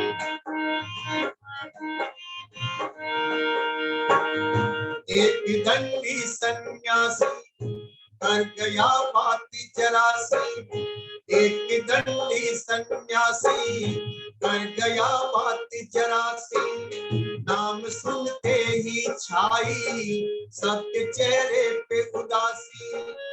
गिरिजानंद का ये चेला है दयानंद अलबेला, पवन सुत बनकर लंका भस्म कर गया अकेला हो। दुर्लभ काशी महादुरंग को पथिक गिराया है, कौन काशी में आया है, कौन काशी में आया है। शिव जी की नगरी को आके जिसने हिलाया है, कौन काशी में आया है, कौन काशी में आया है, कौन काशी में आया है। बड़ा तूफान दिखाया है। शिव जी की नगरी को आके, शिव जी की नगरी को आके जिसने हिलाया है, कौन काशी में आया है, कौन काशी में आया है, कौन काशी में।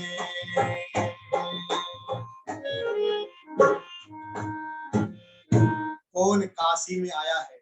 शिव जी की नगरी को आके जिसने हिलाया है, कौन हिला सकता है, जिसको ये विश्वास हो कि परमात्मा सदा सदा हमारी रक्षा करता। अरे हम परमात्मा को अपना पिता कहते हैं, माँ कहते हैं। आप देखिए एक पिता, एक संसारी पिता जो अपने बच्चे को गोद में खिलाता है।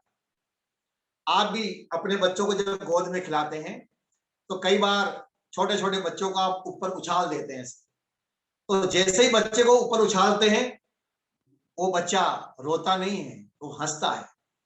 क्यों हंसता है? आपने उसको ऊपर उछाला, उसको डरना चाहिए कि कहीं मैं नीचे ना गिर जाऊं, कुछ हो न जाए नुकसान मेरे को। लेकिन उस बच्चे को विश्वास है कि जैसे ही मेरे को ऊपर उछाला मेरे पिता ने, मेरे पिता के हाथ ऐसे बने हुए हैं, वो मेरे को जितना ऊपर उछालने की उसको चिंता है, उतना ही मुझे वापस पकड़ने की भी मेरे पिता को चिंता है। तो बच्चा हंसता है, जितना उसको उछालेंगे वो बच्चा उतना ही हंसता है।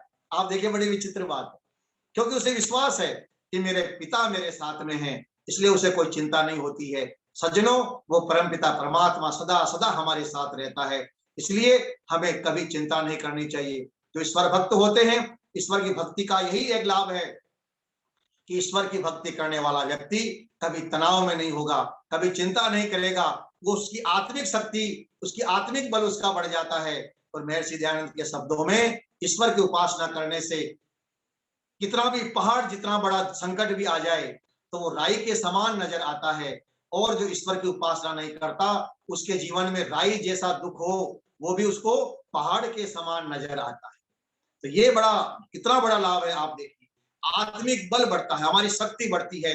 इसलिए परमपिता परमात्मा की विशेषता बताई है, अवश्य है कि ईश्वर की भक्ति कौन करता है, जो पर ये मान करके चलता है कि वो परमात्मा सदा सदा हमारी रक्षा करता है, सुरक्षा करता है। क्योंकि 9:01 हो गया है, मैं समझता हूं समय तो समाप्त हो गया है। आइए एक छोटा सा भजन।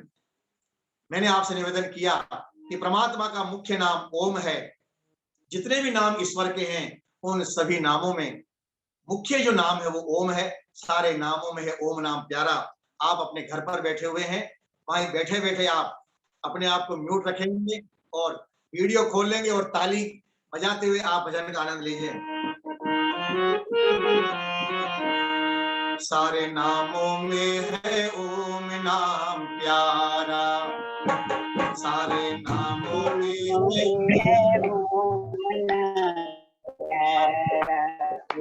माला है वो सब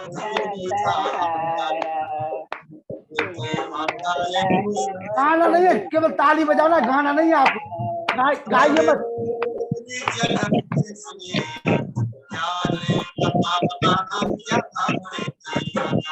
हमें और जगत से क्या लेना क्या लेना, सारे नामों में है ओम नाम प्यारा।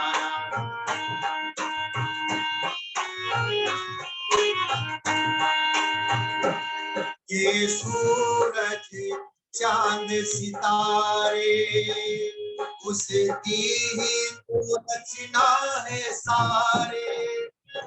ये सूरज चांद सितारे उसकी ही तो रचना है सारे। उसका रंग नहीं रूप वो तो भूपों का है भूप, उसका रंग नहीं रूप वो तो भूपों का है भूप। उसे ताज तखत से क्या लेना क्या लेना, सारे नामों में है ओम नाम प्यारा। माला है वो सबको सहारा, हमें और जगत से क्या लेना क्या लेना।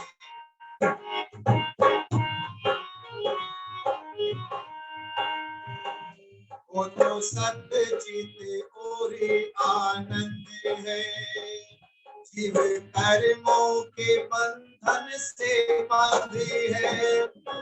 वो तो सत्य चित और आनंद है, जीव कर्मों के बंधन से बंधे है। निराकार है वो सर्वाधार है वो, निराकार है वो सर्वाधार है वो। उसे और भगत से क्या लेना क्या लेना, सारे नामों में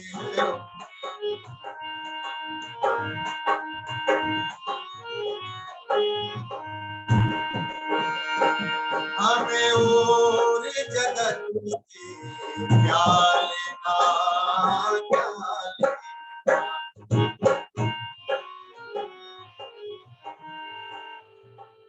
वो अजर अमर है अजन में, कभी आते नहीं है गर्भ में। वो अजर अमर है अजन में, कभी आते नहीं है गर्भ में। सृष्टि करता है वो दुख हरता है वो, सृष्टि करता है वो दुख हरता है वो। उसे और जगत से क्या लेना क्या लेना, सारे नामों में है ओम नाम प्यारा। माला है वो सबको सहारा, हम और जगत से क्या लेना क्या लेना, सारे नामों में है ओम नाम प्यारा। सारे नामों में है ओम नाम प्यारा, सारे नामों में है ओम नाम प्यारा। वो परमात्मा हमारी सदा सदा सजनों रक्षा करता है। वेद का मंत्र कहता है ईडते त्वाम अवश्यवै, कि हे प्रभु हे ईश्वर, आपकी जो रक्षा चाहता है, जिसको रक्षा चाहिए, वो व्यक्ति हमेशा हमेशा आपकी उपासना करता है, आपकी भक्ति करता है और आप भी सदा उसकी रक्षा करते हैं।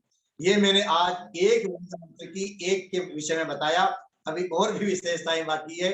अभी 4 दिन हमारे सामने है, 4 दिन हमारे पास है, और भी हम आपके सामने अलग अलग वेद मंत्रों के ऊपर हम चर्चा करेंगे। आप सभी ने लगभग, मैं समझ रहा हूँ इस समय 52-50 से ऊपर लोग जुड़े हुए हैं। आप सभी सुधी श्रोताओं का बहुत बहुत आभार है, बहुत बहुत धन्यवाद है। कल आप प्रयास करें और भी अधिक से अधिक आपके परिवारजन, आपके मित्र संबंधी इस कार्यक्रम से जुड़ सकें। आप सब जुड़ते हैं। और आचार्य भवदेव शास्त्री जी, मेरी तरफ से आपके ढोलक मास्टर के लिए 501 रुपए दूध पीने के लिए। बहुत बहुत धन्यवाद। चलिए, और इसी प्रकार से आप इस वेद की गंगा को बहाते रहिए और हम लोगों को घर बैठे परमात्मा से जोड़े रखिए। इसी प्रकार से जब आप आते हैं तो निश्चित रूप से सभी लोग झूम जाते हैं, बड़ा आनंद आता है। और मैं चाहूंगा कि 1-1 मिनट की प्रतिक्रिया लें, फिर ललित मोहन शास्त्री जी का हम एक भजन सुनेंगे। निष्ठा विद्यालंकार जी, बहन जी, निष्ठा विद्यालंकार जी, निष्ठा जी आइए और बताइए हमारे आचार्य भवदेव शास्त्री जी का। चलिए, व्यासनंदन शास्त्री जी रेडी है, उसके पहले व्यासनंदन जी, पंडितों के महापंडित डॉक्टर व्यासनंदन शास्त्री जी। नमस्ते। नमस्ते जी, नमस्ते जी। ओम स्वस्ति बंधा मनुचरेम सूर्य चंद्रमसा विभ पुनर्दता घनता जानता संगमे महि। ओम शांति शांति शांति। आज के इस कार्यक्रम के सम्माननीय मुख्य वक्ता आचार्य श्री भवदेव शास्त्री जी और कार्यक्रम के संचालक हमारे मित्रवर आर्यरत्न लखनलाल आर्य जी, सभी सम्मानित इस कार्यक्रम जुड़े हुए विद्वजन, माननीय प्रधान पुरुषोत्तम मुनि वानप्रस्थ जी, मातृशक्ति एवं देवियों, बहुत ही सुंदर कार्यक्रम अभी संपादित हुआ है और इस कार्यक्रम को सुन करके बड़ा आनंद इसलिए मिला कि उन्होंने वेद मंत्र का एक बड़ा ही सुंदर व्याख्या के तहत अपनी पूरी बात रखी है, भजन के माध्यम से भी और प्रवचन के माध्यम से। और सबसे ईश्वर को मानने वाला जो आस्तिक है, वेद के ऊपर जिन्होंने श्रद्धा रखी है, कहा गया नास्तिको वेद निंदकः, जो वेद की निंदा करता है वही असली नास्तिक है। तो महर्षि स्वामी दयानंद परम आस्तिक थे, क्योंकि वो वेद के पूर्ण समर्थक थे, वेद के प्रचारक थे, वेद के अनुयायी थे और वेद ही जिनका सर्वस्व था।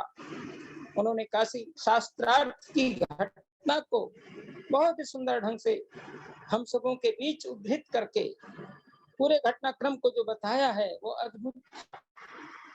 हम प्रथम बार आचार्य भवदेव शास्त्री जी को सुन पाए और उनके सौजन्य से उन लोग के सुंदर क्रम के इस सुंदर व्यवस्था से जो उन्होंने संकल्प उस कोरोना काल में रखा, उसको ये निरंतर हमारे आर्यरत्न पंडित लखनलाल आर्य जी इसको संचालित कर रहे हैं और सबका सहयोग मिल रहा है।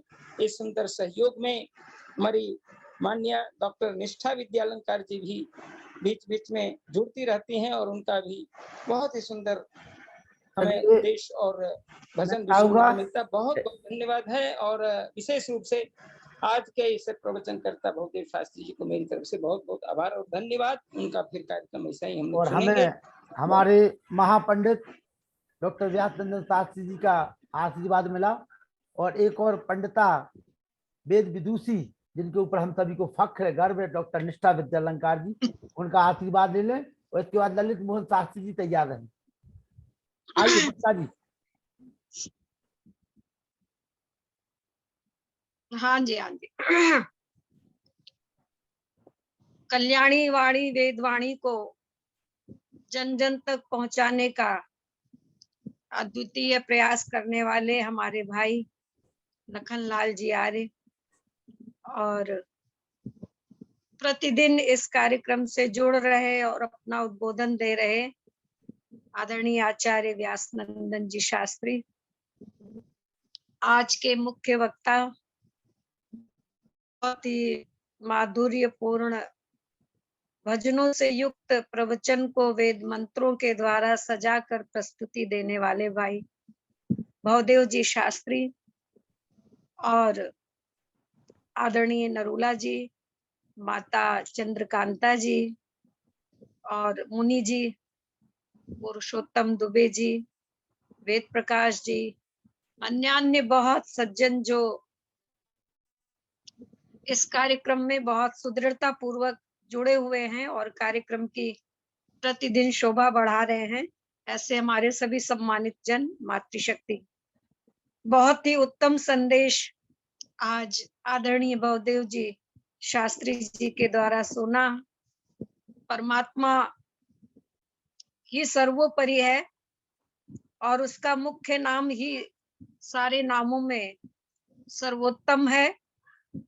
और वो परमात्मा कैसा है, क्या करता है, कहाँ रहता है, और परमात्मा को जानने से और परमात्मा की भक्ति करने से, उसकी उपासना करने से भक्तों को क्या लाभ मिलता है, क्या प्रतिफल मिलता है। राई जो पहाड़ जैसे कष्ट हैं वो राई के समान प्रतीत होते हैं और ईश्वर के वास्तविक स्वरूप को उन्होंने वेद मंत्रों के द्वारा प्रस्तुत किया। सपर्यगा चुक्रम अकायम अब्रणम अस्नाविरम शुद्धम अपाप विद्धम कबीर मनीषी परिभू स्वयं भूरिया तातत्यतो अर्थान विददाचा श्रुतिभ्या समाभ्या। परमात्मा कैसा है, बिनु पग चले सुने बिनु काना, कर बिनु कर्म करे विधि नाना, आनंद रहित सकल रस भोगी, बिनु वाणी वक्ता बड़ योगी। हे परमात्मा का उन्होंने स्वरूप रखा और सत्यार्थ प्रकाश में महर्षि दयानंद सरस्वती ने भी इसी को संस्कृत में लिखा। अपाणि पादो जवनो गृहीता पश्यत्य चक्षुः सशृणोत्य कर्णा सवेत्ति विश्वम न च तस्यास्ति वेत्ता तमाहुर गयम पुरुषम पुराणम। तो वो एक ही वो पुरुष जो है हमारा वो ओम है और वो अवरक्षणी धातु से बनता है। जो भक्त उस परमात्मा के मुख्य नाम निज नाम का स्मरण करता है तो परमात्मा उस भक्त की रक्षा करता है। इसलिए हम सभी का परम कर्तव्य है कि दुनिया के जितने भी सांसारिक काम हैं वो कभी समाप्त नहीं होते हैं, लेकिन जिस परमात्मा का इतना उपकार है, जिसके अनंत ऋण है हमारे ऊपर, ऐसे दाता का हमें धन्यवाद प्रातः और सायं बैठ करके अवश्य करना चाहिए।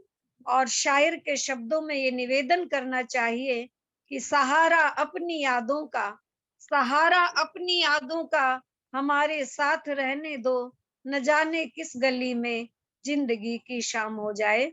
तो इसलिए हर क्षण हर पल हम उस परम पिता परमात्मा को नमन करें, उसका वंदन करें, अभिनंदन करें, उसका ध्यान करें। हम सभी का कभी कल्याण होगा। सभी का हार्दिक धन्यवाद और बहुत आभार बहन डॉक्टर निष्ठा विद्यालंकार जी। और एक भजन हम सुनेंगे, उसके बाद फिर से हम अपने लोगों की चर्चा सुनेंगे। ललित मोहन साहनी आ जाइए जी।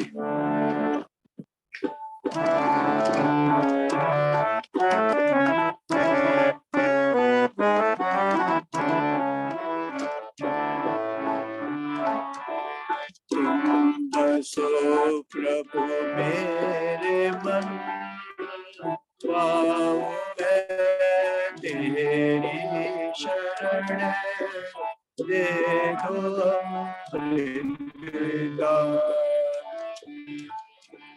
तुम बसो प्रभु मेरे मन, पाऊं मैं तेरी शरण, दे दो अमृत दान।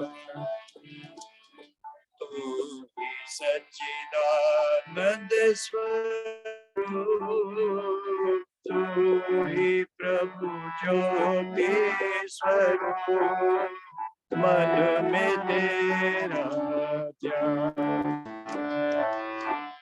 तुम बसो प्रभु मेरे मन, पाऊं मैं तेरी शरण, दे दो अमृत दान।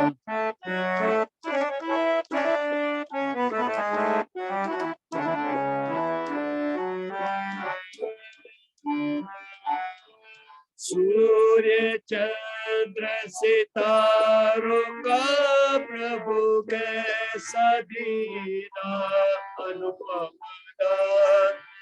सूर्य चंद्र सितारों का प्रभु कैसा अनुपम दीना दान।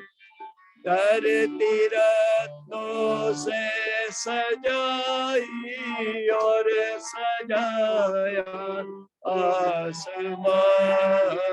ये नजर देखे कहाँ तक मन करे कितनी उड़ान। मन में तेरा ध्यान। बसो प्रभु मेरे मन।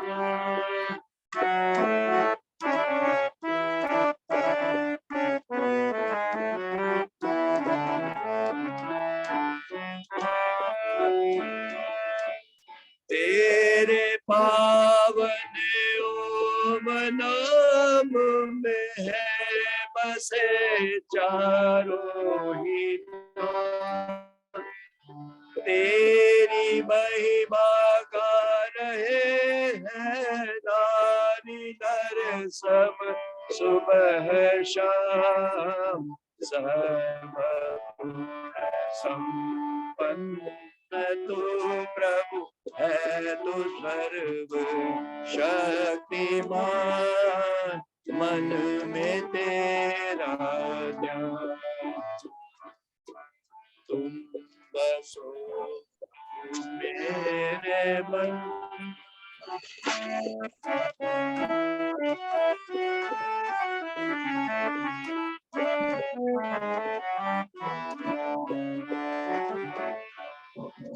तो निरंतर ध्यान धरते उनको देता तू प्रकाश। साधकों के शुद्ध हृदय कर तो करे पापों का नाश। है सदा तुझको प्रभु हर भक्त की पूरी पहचान। दे दो अमृत दान। बसो प्रभु मेरे मन।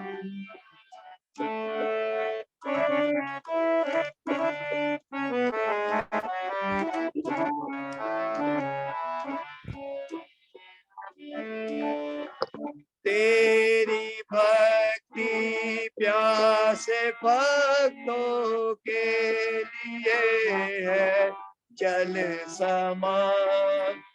तू बुझाए प्यास भक्तों का करे जीवन कल्याण।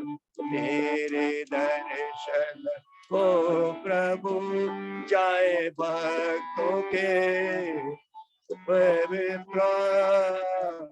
तेरे दर्शन को प्रभु जाए तड़प भक्तों के प्राण। मन में तेरा कांता जी तुम बसो प्रभु मेरे मन।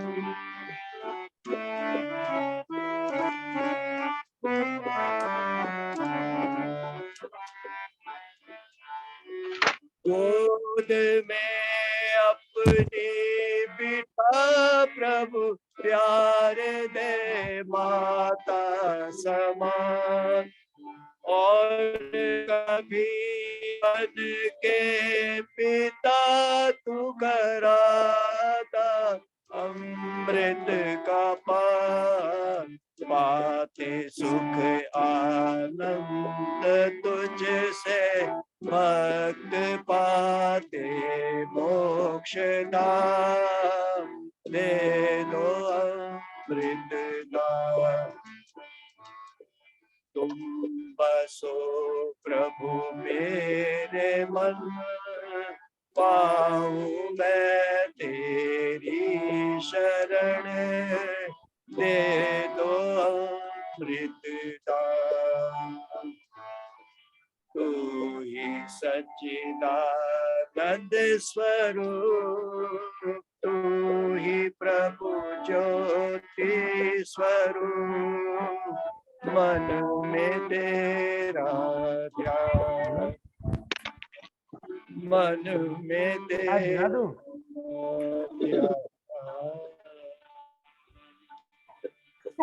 बहुत बहुत आभार। और माता चंद्रकांता जी, इसके बाद राम सेवक निरंजन जी और आराधना जी तैयार रहें। जी माता चंद्रकांता जी। आदरणीय आज के मुख्य वक्ता श्री भवदेव शास्त्री जी और आर्यों के कुंभ के संयोजक मेरे प्रिय वीर लखनलाल जी, श्रद्धेय मुनि जी, आदरणीय श्री व्यासनंद शास्त्री जी, प्यारी बिटिया निष्ठा विद्यालंकार जी, भ्राता ललित सानी जी व मेरे भ्राता अनिल जी। आज तो आर्यों के कुंभ में ओम की ललकार हुई और उसकी झंकार वाकई जो कण कण में, अगर आप ध्यान लगाकर देखें सन्नाटे में, तो ओम की ध्वनि कण कण में उच्चरित होती है और उसका आभास हमारे मन मंदिर के अंदर होता है। अगर ध्यान से देखें तो उसका इतनी सुंदर विवेचना वेद मंत्र के केवल एक गुण की रक्षा, कितना प्यारा उद्बोधन था। आज तो बिल्कुल अद्वितीय और ज्ञान से भरपूर, सरल, सहज और बड़ी प्रसन्न मुद्रा से भव्यदेव शास्त्री जी ने आज बताया। मैं काफी दिनों से उनके उद्बोधन के इंतजार में थी कि वो एक बार उनका सुना था। मैं सोचती थी पता नहीं क्यों नहीं आ रही वो, और वो हमारे आर्यों के कुंभ के प्रेरणा स्रोत छुपे रुस्तम निकले। इतना प्यारा बोला, इतना सुंदर बोला, एक एक गुण का जो व्याख्यान, विशेषकर जो काशी की संरचना बताई है उन्होंने, शास्त्रार्थ, वाकई हमारे ऋषि का तो चरित्र इतना ऊंचा है और उनका इतिहास में नाम भी इतना है, उनके कृतित्व, उनका योगदान, वो तो बहुत वंदनीय प्रेरक है हमारे देश के, जिन्होंने वैदिक धर्म की लो चलाई और ईश्वर की जो ईश्वरीय ज्ञान वेदों का हमें प्रचार प्रसार कराया, उनसे हम परिचित कराया। और आज हम इस मंच पर आकर, सिर्फ ऋषि नंद दयानंद का ही सौभाग्य है जो इस मंच पर आकर हम नारियां भी अपने विचार प्रस्तुत कर रही हैं और मेरे प्रिय वीर लखनलाल जी अपना कर्तव्य निष्ठा से निभा रहे हैं। बड़ा आनंद आया। आपका हार्दिक अभिनंदन, सबका हार्दिक अभिनंदन। जो श्रोतागण जुड़ते हैं उनका राम सेवक सब हमारी गौरवमयी उपस्थिति है। आपकी उपस्थिति हमारी शान बढ़ती है। आपका अति धन्यवाद। आगे भी जुड़ते रहे और इस कार्यक्रम को और आकर्षण पूर्ण बनाकर हमारे उत्साह को बढ़ाते हैं। धन्यवाद, धन्यवाद, धन्यवाद। बहुत बहुत आभार माता चंद्रकांता जी। सम्मानित शिक्षक साथी राम सेवक निरंजन जी, आराधना जी तैयार रहें। राम सेवक निरंजन जी। जी जी आइए आइए आइए। आवाज आ रही है? हाँ आवाज आ रही, आवाज आ रही जी। हाँ, अरे चलो, अपने आप को आज तो खैर मजा आ गया। भवदेव शास्त्री जी को या सब लोगों को मेरा नमस्ते सबसे पहले जी। और बड़ा इंतजार सा रहता है, खासतौर पर इनकी जो संप्रेषण पावर है, संप्रेषण जी, तो हटने नहीं देते हैं लोगों को। मतलब बिल्कुल जो है इतना आकर्षण सा है इनकी आवाज में, तो बड़ा अच्छा लगा। और हम अपने आप को गौरवान्वित महसूस करते हैं कि हम भाई मेहरबानी की हमारे यहाँ आदरणीय दुबे जी और आर्य रत्न लखनलाल जी सेन जैसे लोग हैं, उनका सत्संग हमें लगातार मिलता रहता है। तो बहुत बहुत बहुत बहुत धन्यवाद। तो हमें लगता है कई लोगों को आप सुनवा भी रहे हैं अपने साथ में, है ना? नहीं नहीं, बिल्कुल बिल्कुल, पूरे हम लोग 2-3 लोग थे। जी जी जी जी जी। तो यार चलिए बहुत बहुत धन्यवाद। ये हमारे बहुत ही अच्छे शिक्षक साथी, हमारे मित्र, हमारे सखा हैं और हमारे साथ टीचर हैं राम सेवक निरंजन जी। मैं निवेदन करूंगा मुनि पुरुषोत्तम वानप्रस्थ जी से। ओम जी, ओम। मुनि जी हमारी आज लाइट नहीं आ रही, कल से पूरी कोई रात हो बात गई, दिन कोई हो गया। बात नहीं, आपकी लाइट नहीं आई लेकिन यहाँ वेदों का उजाला हो गया है। आइए जी जी।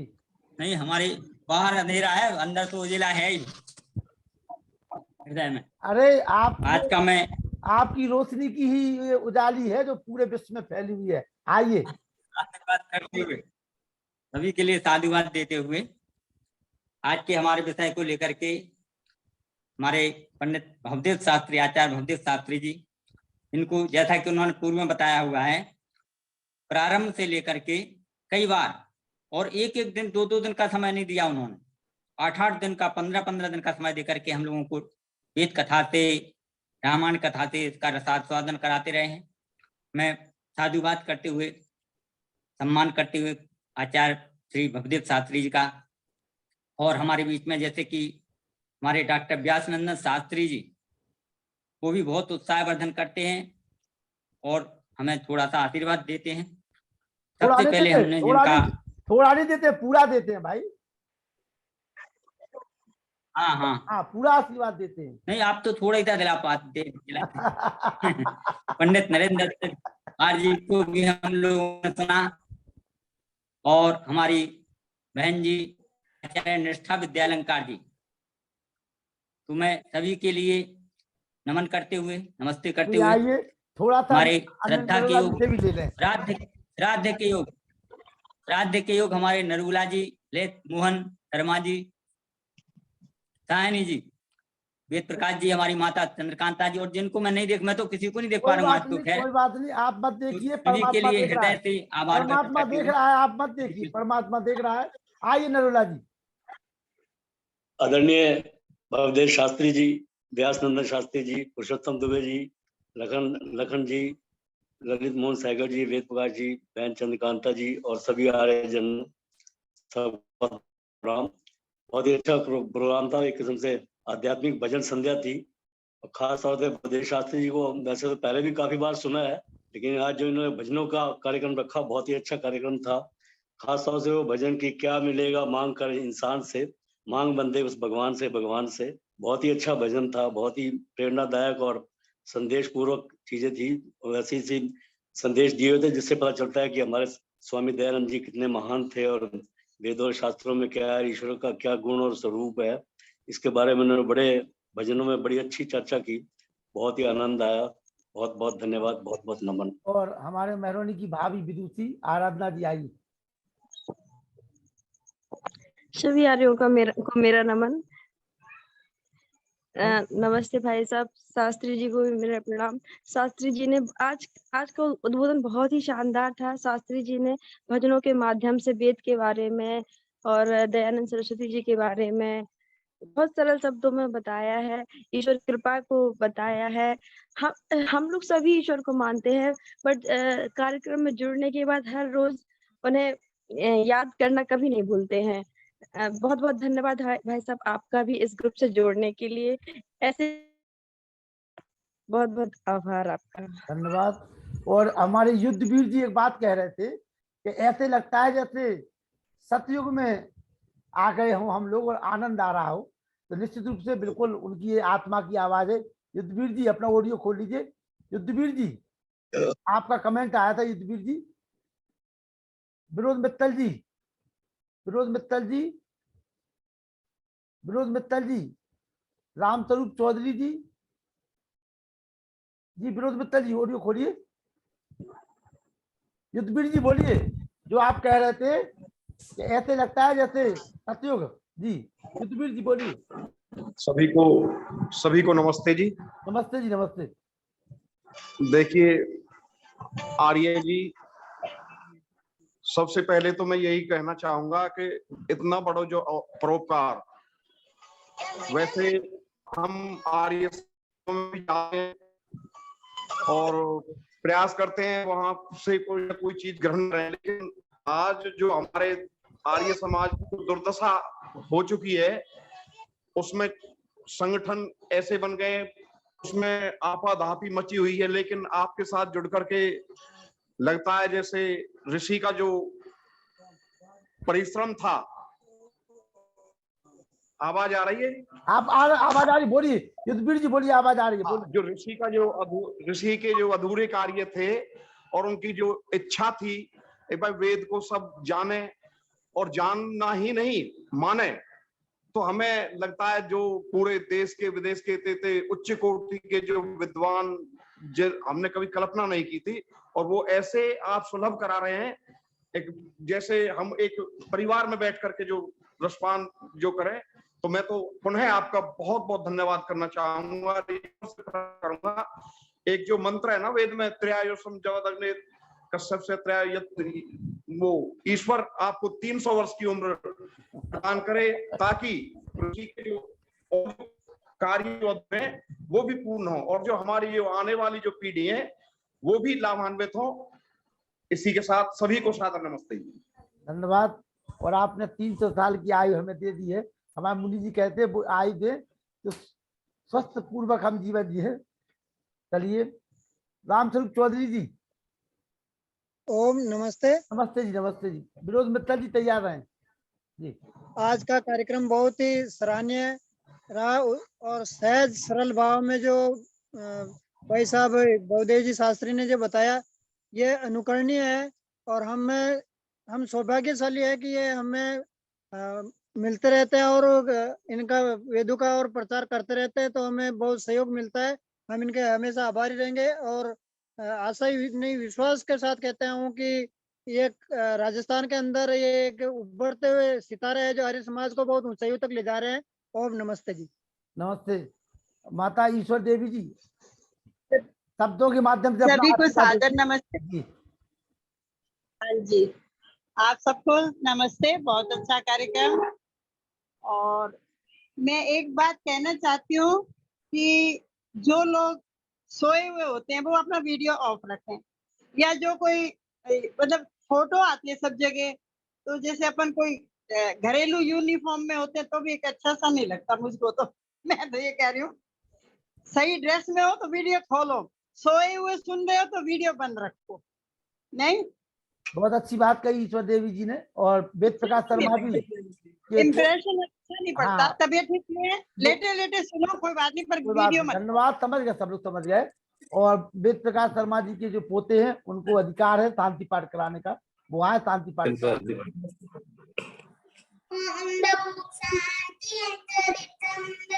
शांति पृथ्वी शांतिराप शांतिरौषधयः शांति वनस्पतयः शांति विश्वे देवा शांति ब्रह्म शांति सर्वं शांति शांतिरेव शांति शांतिरेधि ओम शांति शांति।